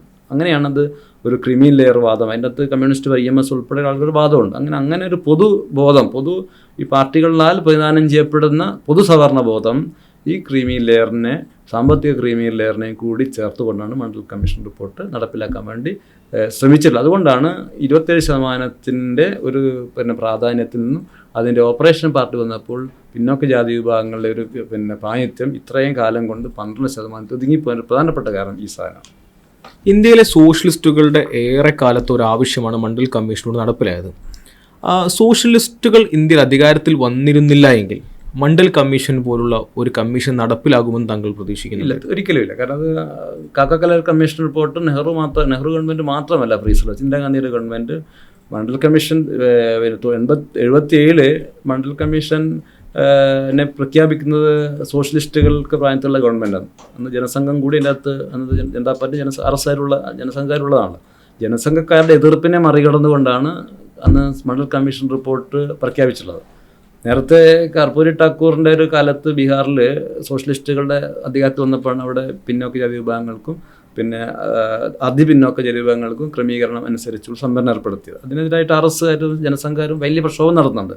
അവർ ആ സമയത്ത് 67 സപ്തകക്ഷി മുന്നണിയിൽ അവർ പങ്കാളികളായിരുന്നെങ്കിൽ പോലും ഈ സംവരണ വ്യവസ്ഥ വന്നപ്പോഴത്തേക്ക് അവർ ഗവൺമെൻറ്റിനെ അട്ടിമറിക്കാനും ശക്തമായിട്ടുള്ള അതിനെയൊന്നും വകവയ്ക്കാതെ, അതിൻ്റെ ഒരു അവർ പിന്തുണച്ച കക്ഷിയാണോ എന്ന് വകവയ്ക്കാതെ തന്നെയാണ് സോഷ്യലിസ്റ്റുകൾ ആ സാഹസത്തിനൊന്ന് മുതിർന്നത്. അതേപോലെ 77 മിനിസ്ട്രിയിലും ഈ മണ്ഡൽ കമ്മീഷൻ റിപ്പോർട്ട് പ്രഖ്യാപിച്ച ജനസംഘത്തിൻ്റെ കടുത്ത എതിർപ്പുകളുണ്ടായിട്ട് അതിനെ അവഗണിച്ചുകൊണ്ടാണ് സോഷ്യലിസ്റ്റ് കാര്യപരിപാടികളിൽ പ്രധാനപ്പെട്ട 77 ജനതാ മിനിസ്ട്രികൾ കുറേ കാര്യങ്ങൾ നടപ്പിലാക്കുന്നുണ്ട്. അപ്പോൾ അതിൻ്റെ അടിസ്ഥാനത്തിലാണ് മണ്ഡൽ കമ്മീഷൻ നിശ്ചയിക്കുന്നത്. അത് ഇന്ദിരാഗാന്ധി പിന്നീട് 80 ഇന്ദിരാഗാന്ധി വന്നപ്പോൾ വീണ്ടും ഫ്രീസറിലായി. പിന്നെ 89 VP സിംഗ് ഗവൺമെൻറ് വന്നപ്പോഴാണ് അത് നടപ്പിലാക്കുന്നത്. അന്നും നമുക്കറിയാം അതിനെ പുറത്തുനിന്ന് പിന്താങ്ങിയത് BJP ആണ്. അതിനകത്ത് ജനതാദൾ മിനിസ്ട്രിയിൽ സോഷ്യലിസ്റ്റ് അല്ലാത്ത ഒരുപാട് ആളുകൾക്ക് മുൻതൂക്കം ഉണ്ടായിരുന്നു. എന്നിട്ട് പോലും അത് നടപ്പിലാക്കാൻ ഇച്ഛാശക്തിയുള്ള സോഷ്യലിസ്റ്റുകളും ആ ഗവൺമെൻറ്റും VP സിംഗും മുൻകൈ എടുത്ത് സോഷ്യലിസ്റ്റുകൾക്ക് അതിൻ്റെ ഫോഴ്സ് ആവാനുള്ള ശേഷി ഉണ്ടായിരുന്നു. അപ്പോൾ അത് ഒരുപക്ഷെ ആ ഗവൺമെൻറ് ഉണ്ടായിരുന്നില്ലെങ്കിൽ ഒരിക്കൽ പോലും പിന്നെ മണ്ഡൽ കമ്മീഷൻ റിപ്പോർട്ട് നടപ്പിലാക്കുന്ന പ്രശ്നമില്ല. കാരണം മറ്റുമെല്ലാം താത്വികമായി. ഇപ്പോഴാണല്ലോ പിന്നെയും രാഹുൽ ഗാന്ധിയുടെ നേതൃത്വത്തിൽ കോൺഗ്രസ് വന്നപ്പോഴാണ് കോൺഗ്രസ് സംവരണ വ്യവസ്ഥയെ തുറന്ന് സമ്മതിക്കാനും തുറന്ന് അനുകൂലിക്കാനും ജാതി അനുകൂലിക്കാനൊക്കെ തുടങ്ങി. അതുവരെ അവരുടെ ഏറ്റവും സാമ്പത്തിക സംവരണത്തിന് വേണ്ടിയുള്ള വാദങ്ങൾ മുഴുവൻ കോൺഗ്രസിൻ്റെ ഭാഗത്ത് ആദ്യം ഉണ്ടായത്. കോൺഗ്രസ് ഗവൺമെൻറ്, സ്റ്റേറ്റ് കോൺഗ്രസ് ഗവൺമെൻറ്റുകളാണ്. രാജസ്ഥാനിലാണ് ആദ്യം സാമ്പത്തിക സംവരണം നടപ്പിലാക്കുന്നത്. അന്നത്തെ കോൺഗ്രസ് അവിടുത്തെ ഗെഹ്ലോട്ടിൻ്റെ ആണോ എന്ന് സംശയമുണ്ട്. അശോക് ഗെഹ്ലോട്ടിൻ്റെ ഗവൺമെൻറ്റാണ്. അപ്പം അത് ഒരുപക്ഷെ 87 ജനതാ മിനിസ്ട്രിയും 89 ജനതാദൾ പരീക്ഷണവും ഇല്ലായിരുന്നെങ്കിൽ ഈ മണ്ഡൽ കമ്മീഷൻ പിന്നോക്ക ജാതി വിഭാഗങ്ങൾക്കുള്ള ഒരു ഭരണഘടനാപരമായിട്ടുള്ള ഒരു റിപ്പോർട്ടും അല്ല വ്യവസ്ഥയും നടപ്പിലാക്കുമായിരുന്നില്ല എന്ന് തന്നെയാണ് എൻ്റെ ബലമായ വിശ്വാസം. മോഡേൺ സിവിലൈസേഷൻ അല്ലെങ്കിൽ മോഡേൺ അർബണൈസേഷൻ, മോഡേൺ ഇൻഡസ്ട്രിയലൈസേഷൻ, ഇതിലൂടെയൊക്കെ ജാതി നിർമ്മാർജ്ജനം ഉണ്ടാകുമെന്നുള്ള ഒരു വാദമുണ്ടല്ലോ. അതിനോടുള്ള താങ്കളുടെ സമീപനം എന്താണ്? അതിൻ്റെ ഒരു വ്യവസായ വിപ്ലവത്തിൻ്റെ അല്ലെങ്കിൽ ആ വ്യവസായ വിപ്ലവത്തിനനുസരിച്ചുള്ള വ്യവസായവൽക്കരണത്തിൻ്റെ ഒരു ചരിത്രം പരിശോധിക്കുമ്പോൾ അത് കൂടുതൽ ക്യാപിറ്റൽ ഇൻറ്റൻസീവാണ്. അതിൻ്റെ ഒരു ടെക്നോളജിയെ ഉപയോഗിക്കാൻ ഉയർന്ന ശേഷിയുള്ള ആളുകളാണ് ആവശ്യം വരുന്നത്. കാരണം അതിൻ്റെ ഭൗതികമായിട്ടുള്ള വിദ്യാഭ്യാസം കൂടുതൽ ഉന്നത വിദ്യാഭ്യാസ നേടികൾ, കൂടുതൽ അതിൻ്റെ ഒരു ക്രയശേഷിയുള്ള ആളുകൾ. ഇത് യഥാർത്ഥത്തിൽ ഇന്ത്യൻ സാഹിത്യത്തിലേക്ക് വരുമ്പോൾ ഈ ക്രയശേഷിയുള്ള ആളുകൾ അല്ലെങ്കിൽ ഈ ആധുനിക സാങ്കേതിക വിദ്യ കൈകാര്യം ചെയ്യാനുള്ള ഭൗതികമായിട്ടുള്ള അവരുടെ കുറേ കാലത്തെ അനുഭവങ്ങൾ കൊണ്ട് ഭൗതികമായിട്ടുള്ള ഒരു അവസ്ഥ നേടിയിട്ടുള്ള ആളുകൾ സ്വാഭാവികമായിട്ടും മുന്നോക്ക ജാതി വിഭാഗങ്ങളാണ്. അപ്പോൾ ഇൻഡസ്ട്രിയലൈസേഷൻ പിന്നെ നടപ്പിലാക്കുകയാണെങ്കിൽ ഇത് നടപ്പിലാക്കുക എന്നുള്ള അല്ലെങ്കിൽ ഇതിൻ്റെ ഒരു ഓപ്പറേറ്റിംഗ് ഏജൻസിയിൽ ഏറ്റവും കൂടുതൽ പ്രതിനിധികളായിട്ട് പ്രാതിനിധ്യം വരുന്നത് ഈ മേൽജാതി വിഭാഗങ്ങൾക്കാണ്. ചില ഒരു എന്താ പറയേണ്ട ഒരു നിസ്സാരമായിട്ടുള്ള അല്ലെങ്കിൽ ഒറ്റതിരിഞ്ഞിട്ടുള്ള ചില ഉത്ഥാനങ്ങൾ പിന്നോക്ക ജാതി വിഭാഗങ്ങൾക്കിടയിൽ ഉണ്ടാകുന്നുണ്ട്. അത് ശരിയാണ്. അതുകൊണ്ട് ചില വ്യക്തിപരമായിട്ടുള്ള ഇൻഡസ്ട്രിയലൈസേഷൻ ഒരു പക്ഷേ അത് മൊബിലിറ്റിയെ, ജാതിയുടെ മൊബിലിറ്റിയെ ത്വരിതപ്പെടുത്തുമെന്നുള്ള ചില അംബേദ്കറിസ്റ്റുകളുടെ വാദങ്ങളൊക്കെ ഉണ്ട്. അത് നെഹ്റു ഉൾപ്പെടെയുള്ള ആളുകൾ, നെഹ്റു ഈ ഒന്നാം പഞ്ചവത്സര പദ്ധതി നടപ്പിലാക്കുമ്പോൾ രണ്ടാം പഞ്ചവത്സരതയാണ് വ്യവസായ വികസനത്തിൻ്റെ ഏറ്റവും വലിയ തുടക്കം കുറിക്കുന്ന രണ്ടാം പഞ്ചവത്സര പദ്ധതിയിലാണ്. അപ്പോൾ രണ്ടാം പഞ്ചവത്സര പദ്ധതിയുടെ വികസനം വരുന്ന സമയത്ത് ഈ ജാതി പ്രശ്നം പരിഹരിക്കപ്പെടുമെന്ന് നെഹ്റു വിശ്വസിച്ചിട്ടുണ്ട്. അത് യഥാർത്ഥത്തിൽ മാർക്സിയൻ കാഴ്ചപ്പാട്. മാർക്സ് അങ്ങനെയാണ് ജാതിയെ അങ്ങനെയാണ് വിലയിരുത്തിയിട്ടുള്ളത്. പക്ഷേ യഥാർത്ഥത്തിൽ നമ്മൾ ഇത്രയും കാലത്തെ ഇൻഡസ്ട്രിയലൈസേഷൻ കൊണ്ട് നമുക്ക് മനസ്സിലായിട്ടുള്ളത് ഈ ജാതിയുടെ പ്രശ്നം പരിഹരിച്ചില്ല എന്ന് മാത്രമല്ല, ജാതിയെ കൂടുതൽ തന്നെ പെർപ്പച്വേറ്റ് ചെയ്തു, അതിനെ കൂടുതൽ നിലനിർത്തുകയാണ് ഈ വികസന മാതൃക ചെയ്തിട്ടുള്ളതെന്നാണ് നമുക്ക് മനസ്സിലാക്കാം. ഒരുപക്ഷെ ചില മൊബിലിറ്റികൾ ഉണ്ടായിരുന്നു. അപ്പം അത് ഇപ്പോൾ ഒരാൾക്കൊരു ദളിത് വിഭാഗത്തിൽപ്പെട്ട ഒരു എഞ്ചിനീയർ ആവുന്നു. അദ്ദേഹത്തിന് ഈ മോഡേൺ ഈ ടെക്നോളജിയുള്ള ഒരു സ്ഥാപനത്തിൽ അതിൻ്റെ ഒരു എഞ്ചിനീയറിംഗ് പ്രക്രിയയിൽ അയാൾ വലിയ ഉന്നത ഉദ്യോഗസ്ഥൻ വഹിച്ചിരിക്കാം.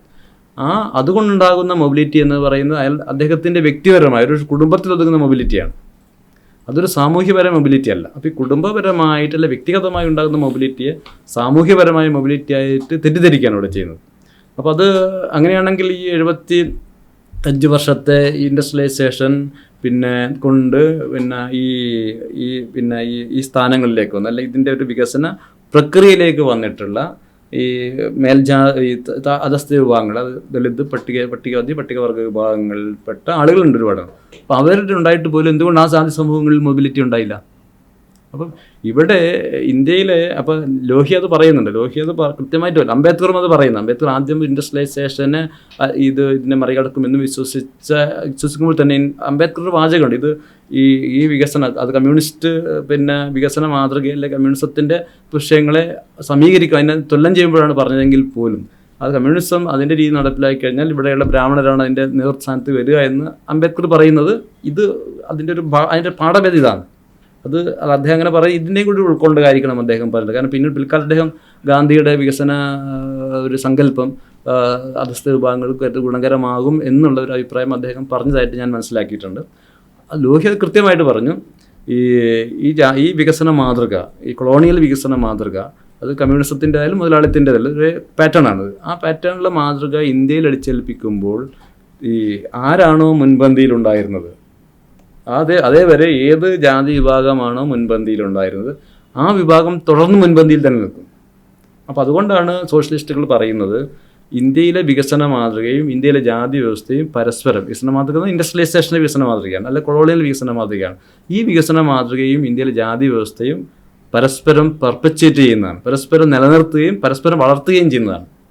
അതുകൊണ്ടാണ് ലോഹ്യ പറയുന്നത് ഒരേ സമയം ഇത് രണ്ടിനുമെതിരായിട്ടുള്ള യുദ്ധം ആവശ്യമാണ് എന്നുള്ളതാണ്. സാമ്പത്തികപരമായ വിപ്ലവം മാത്രമല്ല, സാമൂഹിക ഒരു വിപ്ലവം ഇല്ല. ഇപ്പം ഉദാഹരണത്തിന് ഇപ്പം ജാതിയിൽ മാത്രം സാമൂഹിക വിപ്ലവം നടന്നു വരിക, സാമ്പത്തികമായിട്ട് നമ്മൾ ഇൻഡസ്ട്രിയൽ പാറ്റേൺ എനിക്ക് മുന്നോട്ട് പോവുകയും ഈ സംവരണ വ്യവസ്ഥയിലൂടെ സാമൂഹികപരമായ നീതി നമ്മൾ കൈവരിച്ചു എന്ന് വിചാരിക്കുക. പക്ഷേ ഈ സാധനം മറ്റൊരു സാധനം നിലനിൽക്കുന്നതുകൊണ്ട് ഇത് കൈവരിച്ച നേട്ടങ്ങൾ പോലും ദുർബലപ്പെട്ടു പോകും. അത് നേരെ തിരിച്ചും അങ്ങനെയാണ്. സാമ്പത്തികമായിട്ടുള്ള സമീകരണം എല്ലാവർക്കും ഇക്വാലിറ്റി ഉണ്ടായി എന്ന് വിചാരിക്കുക. അപ്പോൾ ഈ സാമൂഹികപരമായിട്ട് ഇക്വാലിറ്റി ഇല്ലെങ്കിൽ ഈ സാമ്പത്തികപരമായി നേടിയിട്ടുള്ള ഈക്വാലിറ്റി പോലും നഷ്ടപ്പെടും. അപ്പോൾ ഈ അംബേദ്കറിസ്റ്റുകൾ പറയുന്നത് അത് എനിക്കൊന്നത് അത് കാര്യം മനസ്സിലാക്കാതെയാണെന്ന് എനിക്കറിയില്ല. അല്ലെങ്കിൽ നേരത്തെ ഇപ്പം മുഗൾ കാലത്തുണ്ടായിട്ടുള്ള മാറ്റങ്ങളൊക്കെ ഉണ്ടായതിൻ്റെ അടിസ്ഥാനത്തിൽ കുറേ എമാൻസിപ്പേഷൻ ഉണ്ടായി എന്നുള്ളവരൊക്കെ വാദങ്ങളുടെ അടിസ്ഥാനത്തിൽ അതൊക്കെ നിലനിൽക്കുന്നുണ്ട്. ഇൻഡസ്ട്രിയലൈസേഷൻ്റെ ഭാഗമായിട്ട് ആർക്കും പൂർണ്ണമായ നേട്ടം കിട്ടിയില്ല എന്ന് നമ്മൾ വാദിക്കുന്നില്ല. പക്ഷേ അത് കമ്പാരിറ്റീവ്ലി ഇന്ത്യൻ സമൂഹത്തിൽ നോക്കുമ്പോൾ അത് ഏറെക്കുറെ ചെറിയ ശതമാനത്തിലും ചെറിയ കള്ളികൾ ഒതുങ്ങുന്ന ഒരു മൊബിലിറ്റി മാത്രമാണ്. ആ മൊബിലിറ്റി നമ്മൾ സോഷ്യൽ മൊബിലിറ്റി എന്ന് പറയുന്നത് ഏതാനും കള്ളിക്കുള്ളിൽ മാത്രമുള്ള മൊബിലിറ്റി അല്ല, അത് പൊതുവേ സമൂഹത്തിന് മൊത്തം ഉണ്ടാകേണ്ട മൊബിലിറ്റിയാണ്. ഈ ഇൻഡസ്ട്രിയലൈസേഷൻ, ഇന്നത്തെ രീതിയിലുള്ള ഇൻഡസ്ട്രിയലൈസേഷൻ അതിൻ്റെ 4ാം ഫേസിലേക്കാണ് ലോകം കടന്നു പോകുന്നത്. അത് കൂടുതൽ പെർപ്പച്വേറ്റ് ചെയ്യും, കൂടുതൽ ജാതി അതാണ് ഇപ്പോൾ ഇന്ത്യയിൽ ജാതി പീഡനങ്ങൾക്കൊക്കെ വരുന്നത്. ഈ ഇൻഡസ്ട്രിയലൈസേഷൻ്റെ ഒക്കെ ഭാഗമായിട്ട് അത്യാവശ്യം ഉണ്ടാകുന്ന ഇമാൻസിപ്പേഷൻ പോലും സവർണ വിഭാഗങ്ങൾക്ക് ഒരു അലോസരമായിട്ട് വരുന്നതിൻ്റെ അടിസ്ഥാനത്തിൽ കൂടെ ദളിതർക്കെതിരെ പീഡനം കൂടി നടക്കുന്നു. അപ്പോൾ യഥാർത്ഥത്തിൽ ഒന്നോ രണ്ടോ ലോഹ്യ അത് പഞ്ചവത്സര പദ്ധതികളെ കുറിച്ച് പറയുമ്പോൾ ലോഹ്യ പറയുന്നത് കുറച്ച് പേരുടെ ഉത്ഥാനത്തിലൂടെ അത് പുറമെ ജാതി വ്യവസ്ഥ തകർക്കപ്പെട്ടു എന്നുള്ള മിഥ്യാധാരണ ഉണ്ടാക്കാൻ വേണ്ടി മാത്രമാണ് പഞ്ചവത്സര പദ്ധതി സഹായിച്ചിട്ടുള്ളത്. യഥാർത്ഥത്തിൽ ആ ധാരണയ്ക്ക് പുറത്ത് ജാതി വ്യവസ്ഥ അലോസരമില്ലാതെ അതിൻ്റെ അതേ പാറ്റേണിൽ നിലനിർത്തപ്പെടുന്ന ഒരു സാഹചര്യം ഇന്ത്യയിലെ 2ാം പഞ്ചവത്സര പദ്ധതിക്ക് ശേഷമുള്ള പദ്ധതികൾക്ക് ഉണ്ടാക്കിയിട്ടുണ്ട് എന്ന് ലോഹ്യ പറയുന്നൊരു കാരണമാണ്. മഹാത്മാഗാന്ധിയും അംബേദ്കറും ജാതിയെ അഡ്രസ്സ് ചെയ്യുന്നത് വ്യത്യസ്തമായ രീതിയിലാണ്. അത് അവർ തമ്മിൽ ഭിന്നിപ്പിനും ഇടയാക്കിയിട്ടുണ്ട്. അതിനോടുള്ള താങ്കളുടെ സമീപനം എന്താണ്? മഹാത്മാഗാന്ധി ഒരു ബനിയ വിഭാഗത്തിൽ നിന്ന് അതിൻ്റെ എല്ലാ പ്രിവിലേജും അനുഭവിച്ച് വളർന്ന ഒരാളാണ്. അദ്ദേഹത്തിൻ്റെ വീക്ഷണങ്ങളെ, അദ്ദേഹം വളർന്നു വന്നുള്ള പ്രിവിലേജ്ഡ് ആയിട്ടുള്ള കണ്ടീഷൻസാണ് അദ്ദേഹത്തിൻ്റെ വീക്ഷണങ്ങളെ ആദ്യകാലങ്ങളിൽ സ്വാധീനിച്ചിട്ടുള്ളത്. അപ്പോൾ പോലും അന്നത്തെ ഒരു സാഹചര്യത്തിനനുസരിച്ച് അദ്ദേഹം ചാതുർവർണ്ണയത്തിൻ്റെ വർണ്ണ വ്യവസ്ഥ അദ്ദേഹം ഒരു ഗുണപരമായിട്ടുള്ള വ്യവസ്ഥയായിട്ട് കാണുന്നുണ്ട്. പക്ഷെ അത് ഗുണപര വ്യവസ്ഥ എന്ന് പറയുമ്പോൾ അതിനെ ഒരു ഹൈറാർക്കിയലായിട്ടല്ല, ഒരു ലംബമായിട്ടുള്ള തിരശ്ചീനമായിട്ട് അതിനെ കർമ്മത്തിൻ്റെ അടിസ്ഥാനത്തിൽ ഉള്ള ഒരു വ്യവസ്ഥയായിട്ട് അദ്ദേഹം കാണുന്നുണ്ട്. അതിനൊരു കാരണം ഒരു പക്ഷേ ഇന്ത്യയിലെ പുരാണങ്ങളിൽ അതിനുള്ള അത്തരം വാദങ്ങൾ വരുന്നിട്ടുണ്ട്. മഹാഭാരതത്തിൽ നോക്കിയാൽ കർമ്മത്തിൻ്റെ അടിസ്ഥാനത്തിലുള്ള ജന്മത്തിൻ്റെ അടിസ്ഥാനത്തിലുള്ള വർണ്ണം നിശ്ചയിക്കപ്പെടുന്നുള്ള ഒരുപാട് തർക്കങ്ങളുണ്ടായിട്ടുണ്ട്. ഇദ്ദേഹം ഗാന്ധി വരുന്നൊരു കച്ചവടക്കാരുടെ കുടുംബത്തിൽ ബനിയാണ്. പക്ഷെ അദ്ദേഹത്തിൻ്റെ അച്ഛനും മുത്തച്ഛന്മാരും ഒക്കെ ക്ഷത്രിയമായ അല്ലെങ്കിൽ രാജപദവികൾ ഉണ്ടായിരുന്ന ആളുകളാണ്. അപ്പോൾ ഇതൊരു പക്ഷേ ഗാന്ധിയെ സ്വാധീനിച്ചിട്ടുണ്ടാകാം. ബനിയ വിഭാഗത്തിൽപ്പെടുന്ന ആൾക്ക് ക്ഷത്രിയ പദവി നേടാൻ പ്രയാസമില്ല. അപ്പോൾ അതുകൊണ്ട് ഇതൊരു തിരശ്ചീനമായിട്ടുള്ള സാധനമാണെന്ന് ഗാന്ധി ഒരു പക്ഷേ തെറ്റിദ്ധരിച്ചിട്ടുണ്ടാകാം. പക്ഷേ യഥാർത്ഥത്തിൽ ജാതി വ്യവസ്ഥ എന്ന് പറഞ്ഞാൽ ലംബമായിട്ടുള്ള അംബേദ്കർ പറഞ്ഞതുപോലെ വ്യവസ്ഥയാണത്. പക്ഷെ ഗാന്ധിയെ തുടക്കകാലത്ത് ഗാന്ധിയിൽ ഉണ്ടാക്കുന്ന മതപരമായ സ്വാധീനമൊക്കെ ഗാന്ധിയിൽ ആ രീതിയിലുള്ള വിശകലനങ്ങൾക്ക് ഒരുപക്ഷെ ഗാന്ധി നിർബന്ധിച്ചിട്ടുണ്ടാകാം. പക്ഷെ പിന്നീട് ഗാന്ധിയിൽ ഈ വർണ്ണവ്യവസ്ഥയെക്കുറിച്ചിട്ടുള്ള സംശയങ്ങൾ വരുന്നുണ്ട്. അതൊരു പക്ഷേ അംബേദ്കറുമായിട്ടുള്ള കൂടിക്കടലിലൂടെയാണ്. പൂന കരാറിൻ്റെ സമയത്താണ് ഗാന്ധിക്ക് ഒരുപക്ഷെ അംബേദ്കറെ കൂടുതൽ ഈ ആവശ്യങ്ങൾ കൂടുതൽ മനസ്സിലാക്കുകയും ചെയ്യുന്നത്. ഇപ്പോൾ ഗാന്ധി പക്ഷേ എന്ന സമയം ജാതിവർണ്ണ വ്യവസ്ഥയെ ആ രീതി അതിൻ്റെ അസ്പൃശ്യതയാണ് ഗാന്ധി അതിനെ ഏറ്റവും കൂടുതൽ അഡ്രസ്സ് ചെയ്യുക. അതിൻ്റെ അസ്പൃശ്യതയുടെ ഘടകത്തെയാണ് ഗാന്ധി അഡ്രസ്സ് ചെയ്യുന്നത്. അംബേദ്കറും ആ അസ്പൃശ്യ ഘടകത്തെ മുഖ്യമായിട്ട് കാണുന്നുണ്ട്. ഗാന്ധി അസ്പൃശ്യമായ ഘടകത്തെ മുൻനിർത്തിയാണ് ജാതി വ്യവസ്ഥയും ഈ വർണ്ണവ്യവസ്ഥയെ പരിശോധിച്ചിട്ടുള്ളത്. അത് അദ്ദേഹത്തിൻ്റെ ഒരു പരിമിതി, അദ്ദേഹത്തിൻ്റെ ഈ സാമൂഹികപരമായ അദ്ദേഹത്തിൻ്റെ ഈ പശ്ചാത്തലത്തിൻ്റെ പരിമിതിയായിരിക്കാം. പക്ഷേ പിന്നീട് ഗാന്ധി ഈ രീതിയിൽ കുറെ കൂടി മാറ്റത്തിന് വിധേയമാകുന്നത് ഈ അംബേദ്കറുടെ ഒരു സംവാദങ്ങളിലൂടെ. അംബേദ്കർ തീർച്ചയായിട്ടും മറ്റൊരു തലത്തിലാണ് ജാതിയെ കാണുന്നത്. കാരണം അംബേദ്കർ ഈ ജാതി വ്യവസ്ഥയുടെ എല്ലാ പീഡനങ്ങളും അനുഭവിച്ചു വരുന്നയാളാണ്. അപ്പം അംബേദ്കർക്ക് ജാതി അനുഭവപ്പെടുന്നത് മറ്റൊരു തലത്തിലാണ്. ഗാന്ധിയിലൊരു ജാതി വിരുദ്ധതയുള്ളത് ഗാന്ധിയിൽ ഒരു രക്ഷാകർത്തൃത്വ ഒരു മനോഭാവത്തിലൂടെ. കാരണം അത് മുന്നോക്ക ജാതിക്കാരെന്ന് ഗാന്ധി പറയുന്നത് മേൽജാതിക്കാരാണ് ഈ നിഷ്ഠൂരമായിട്ടുള്ള സാധനം ഉണ്ടാക്കിയത്, അതുകൊണ്ട് നിങ്ങൾ മാറണം, നിങ്ങൾ മാറണം എന്നുള്ള വർണ്ണ വ്യവസ്ഥ അത് ഒരു ഘടകമുണ്ട് അതിനകത്ത്. കാരണം ജാതി എന്ന് പറയുന്നത് മാനസികമായിട്ടുള്ളൊരു ഭാവന കൂടിയാണ്, അല്ല മാനസികമായിട്ടുള്ള ഒരു എന്താ പറയുക അവസ്ഥാവിശേഷം കൂടിയാണ്. അപ്പോൾ മാനസികമായൊരു മാറ്റം സവർണ്ണന്മാർ ഉണ്ടാകേണ്ടത് അത്യാവശ്യമായ കാര്യമാണ്, അനിവാര്യമായ ഘടകമാണ് ഒരു ജാതി വ്യവസ്ഥയ്ക്ക് വേണ്ടിയിട്ടുള്ള ജാതി വ്യവസ്ഥയ്ക്കെതിരായിട്ടുള്ള മുന്നേറ്റത്തിൽ. അത് ഗാന്ധി സവർണ്ണ വിഭാഗങ്ങളെ അഡ്രസ്സ് ചെയ്യുമ്പോൾ ഗാന്ധി ആ രീതിയിലാണ് അഡ്രസ്സ് ചെയ്തിട്ടുള്ളത്. അത് അതേസമയത്ത് വിമർശനം ആവശ്യമുണ്ട്.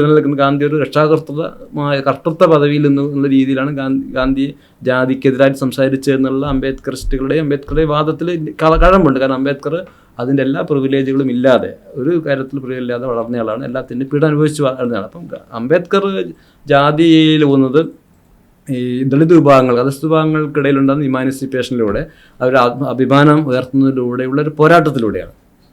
അപ്പോൾ ഗാന്ധി ഒരു പക്ഷേ അതൊരു ഔദാര്യത്തിൻ്റെ വശം ഉണ്ടാവായിരിക്കാം, കാരണം മേൽജാതിക്കാർ കാണുന്ന ഒരു ഔദാര്യത്തിൻ്റെ വശം ഉണ്ടായിരിക്കും. പക്ഷെ അത് വേറെ രീതിയിൽ ഇതിനൊരു സർഗാത്മകമാക്കുന്നുണ്ട് രണ്ടും കൂടി. അപ്പം അംബേദ്കറും ഗാന്ധിയും തമ്മിലൊരു സാമൂഹികപരമായിട്ടുള്ള പശ്ചാത്തലത്തിൻ്റെ വ്യത്യാസമുണ്ട്. ആ പശ്ചാത്തല വ്യത്യാസം അവരുടെ ജാതിപരമായിട്ടുള്ള സമീപനങ്ങളിൽ വ്യത്യാസം ഉണ്ടാക്കിയിട്ടുണ്ട്.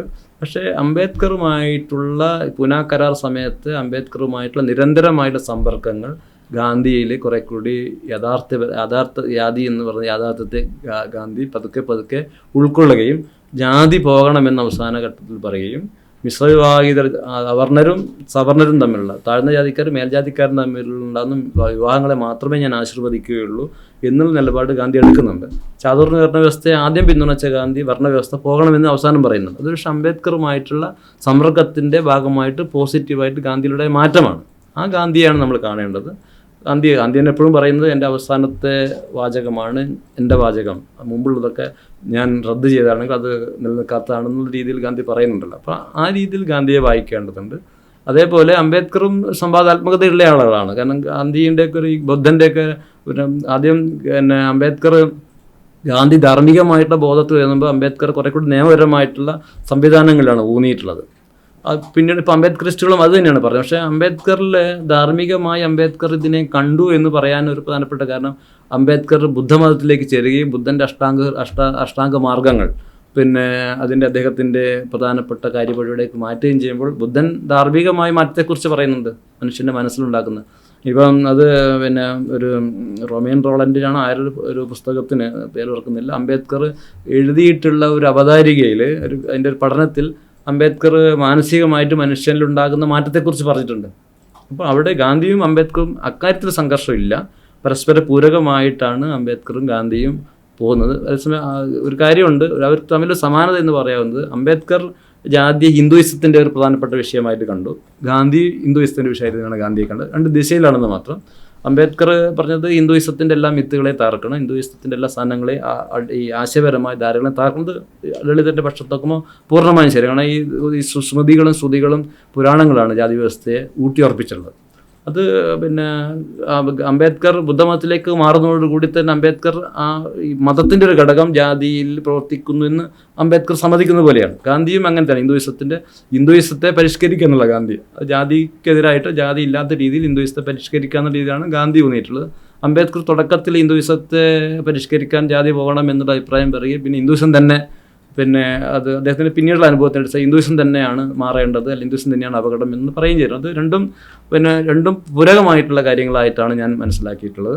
ലോഹി ഒരു പക്ഷേ അംബേദ്കറേയും ഗാന്ധിയിൽ വരുമ്പോൾ അത്രയാണ് എനിക്കതിനെപ്പറ്റി പറയാൻ. ലോഹിയിലേക്ക് നമുക്ക് പിന്നീട് വരാം. അങ്ങനെയാണ് അംബേദ്കറിൻ്റെയും ഗാന്ധിയുടെയും ജാതി കാഴ്ചപ്പാടുകൾ നമ്മൾ ചർച്ച ചെയ്തു. ലോഹിയുടെ കാഴ്ചപ്പാടും ലോഹിയ ജാതിയെ അഡ്രസ്സ് ചെയ്ത രീതിയും അല്ലെങ്കിൽ ഇതുമായി അതിന് ബന്ധമുണ്ടോ, ഇവരുടെ കാഴ്ചപ്പാടുമായി എന്തെങ്കിലും ബന്ധമുണ്ടോ, എന്തെങ്കിലും ഭിന്നതകളുണ്ടോ എന്നൊന്ന് പറയാമോ? അടിസ്ഥാനപരമായിട്ട് ഒരു പക്ഷേ ഗാന്ധിയുടെയും അംബേദ്കറുടെയും ചിന്തകളുടെ ഒരു സമീകരണം, അതിനെ ഒരു കോംപ്ലിമെൻ്റ് ചെയ്യുന്ന ഒരു സമീപനം ലോഹിയിൽ കാണാം.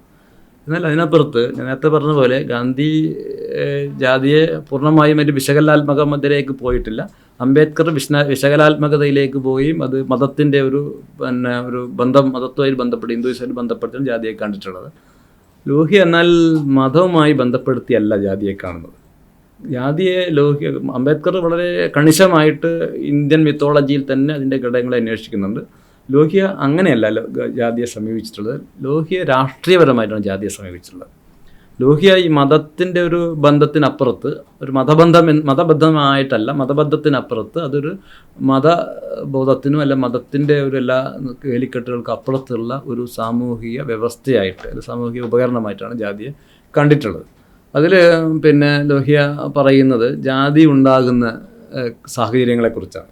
അപ്പോൾ ജാതി അംബേദ്കർ പിന്നെ പറയുന്നതിനപ്പുറത്ത് ലോഹ്യ ജാതി ഉണ്ടാകുന്നതിലുള്ള ചില പിന്നെ എന്താ പറയേണ്ടത് സാമ്പത്തികമായിട്ടുള്ള ചില ഘടകങ്ങൾ കൂടി ജാതിക്ക് ഉണ്ടാകുന്നതിൽ പ്രവർത്തിക്കുന്നുണ്ട് എന്ന് നിരീക്ഷണത്തിലെത്താവുന്ന ഒരു വിശകലനമാണ് പിന്നെ ലോഹ്യ നടത്തിയിട്ടുള്ളത്. ലോഹ്യ പറയുന്നത് എങ്ങനെയാണ് ജാതി, അതായത് ലോഹ്യയുടെ സുപ്രധാന വാചകം എന്ന് പറയുന്നത് വർഗവും ജാതിയും തമ്മിലുള്ള ബന്ധത്തെ അടിസ്ഥാനമാണ്.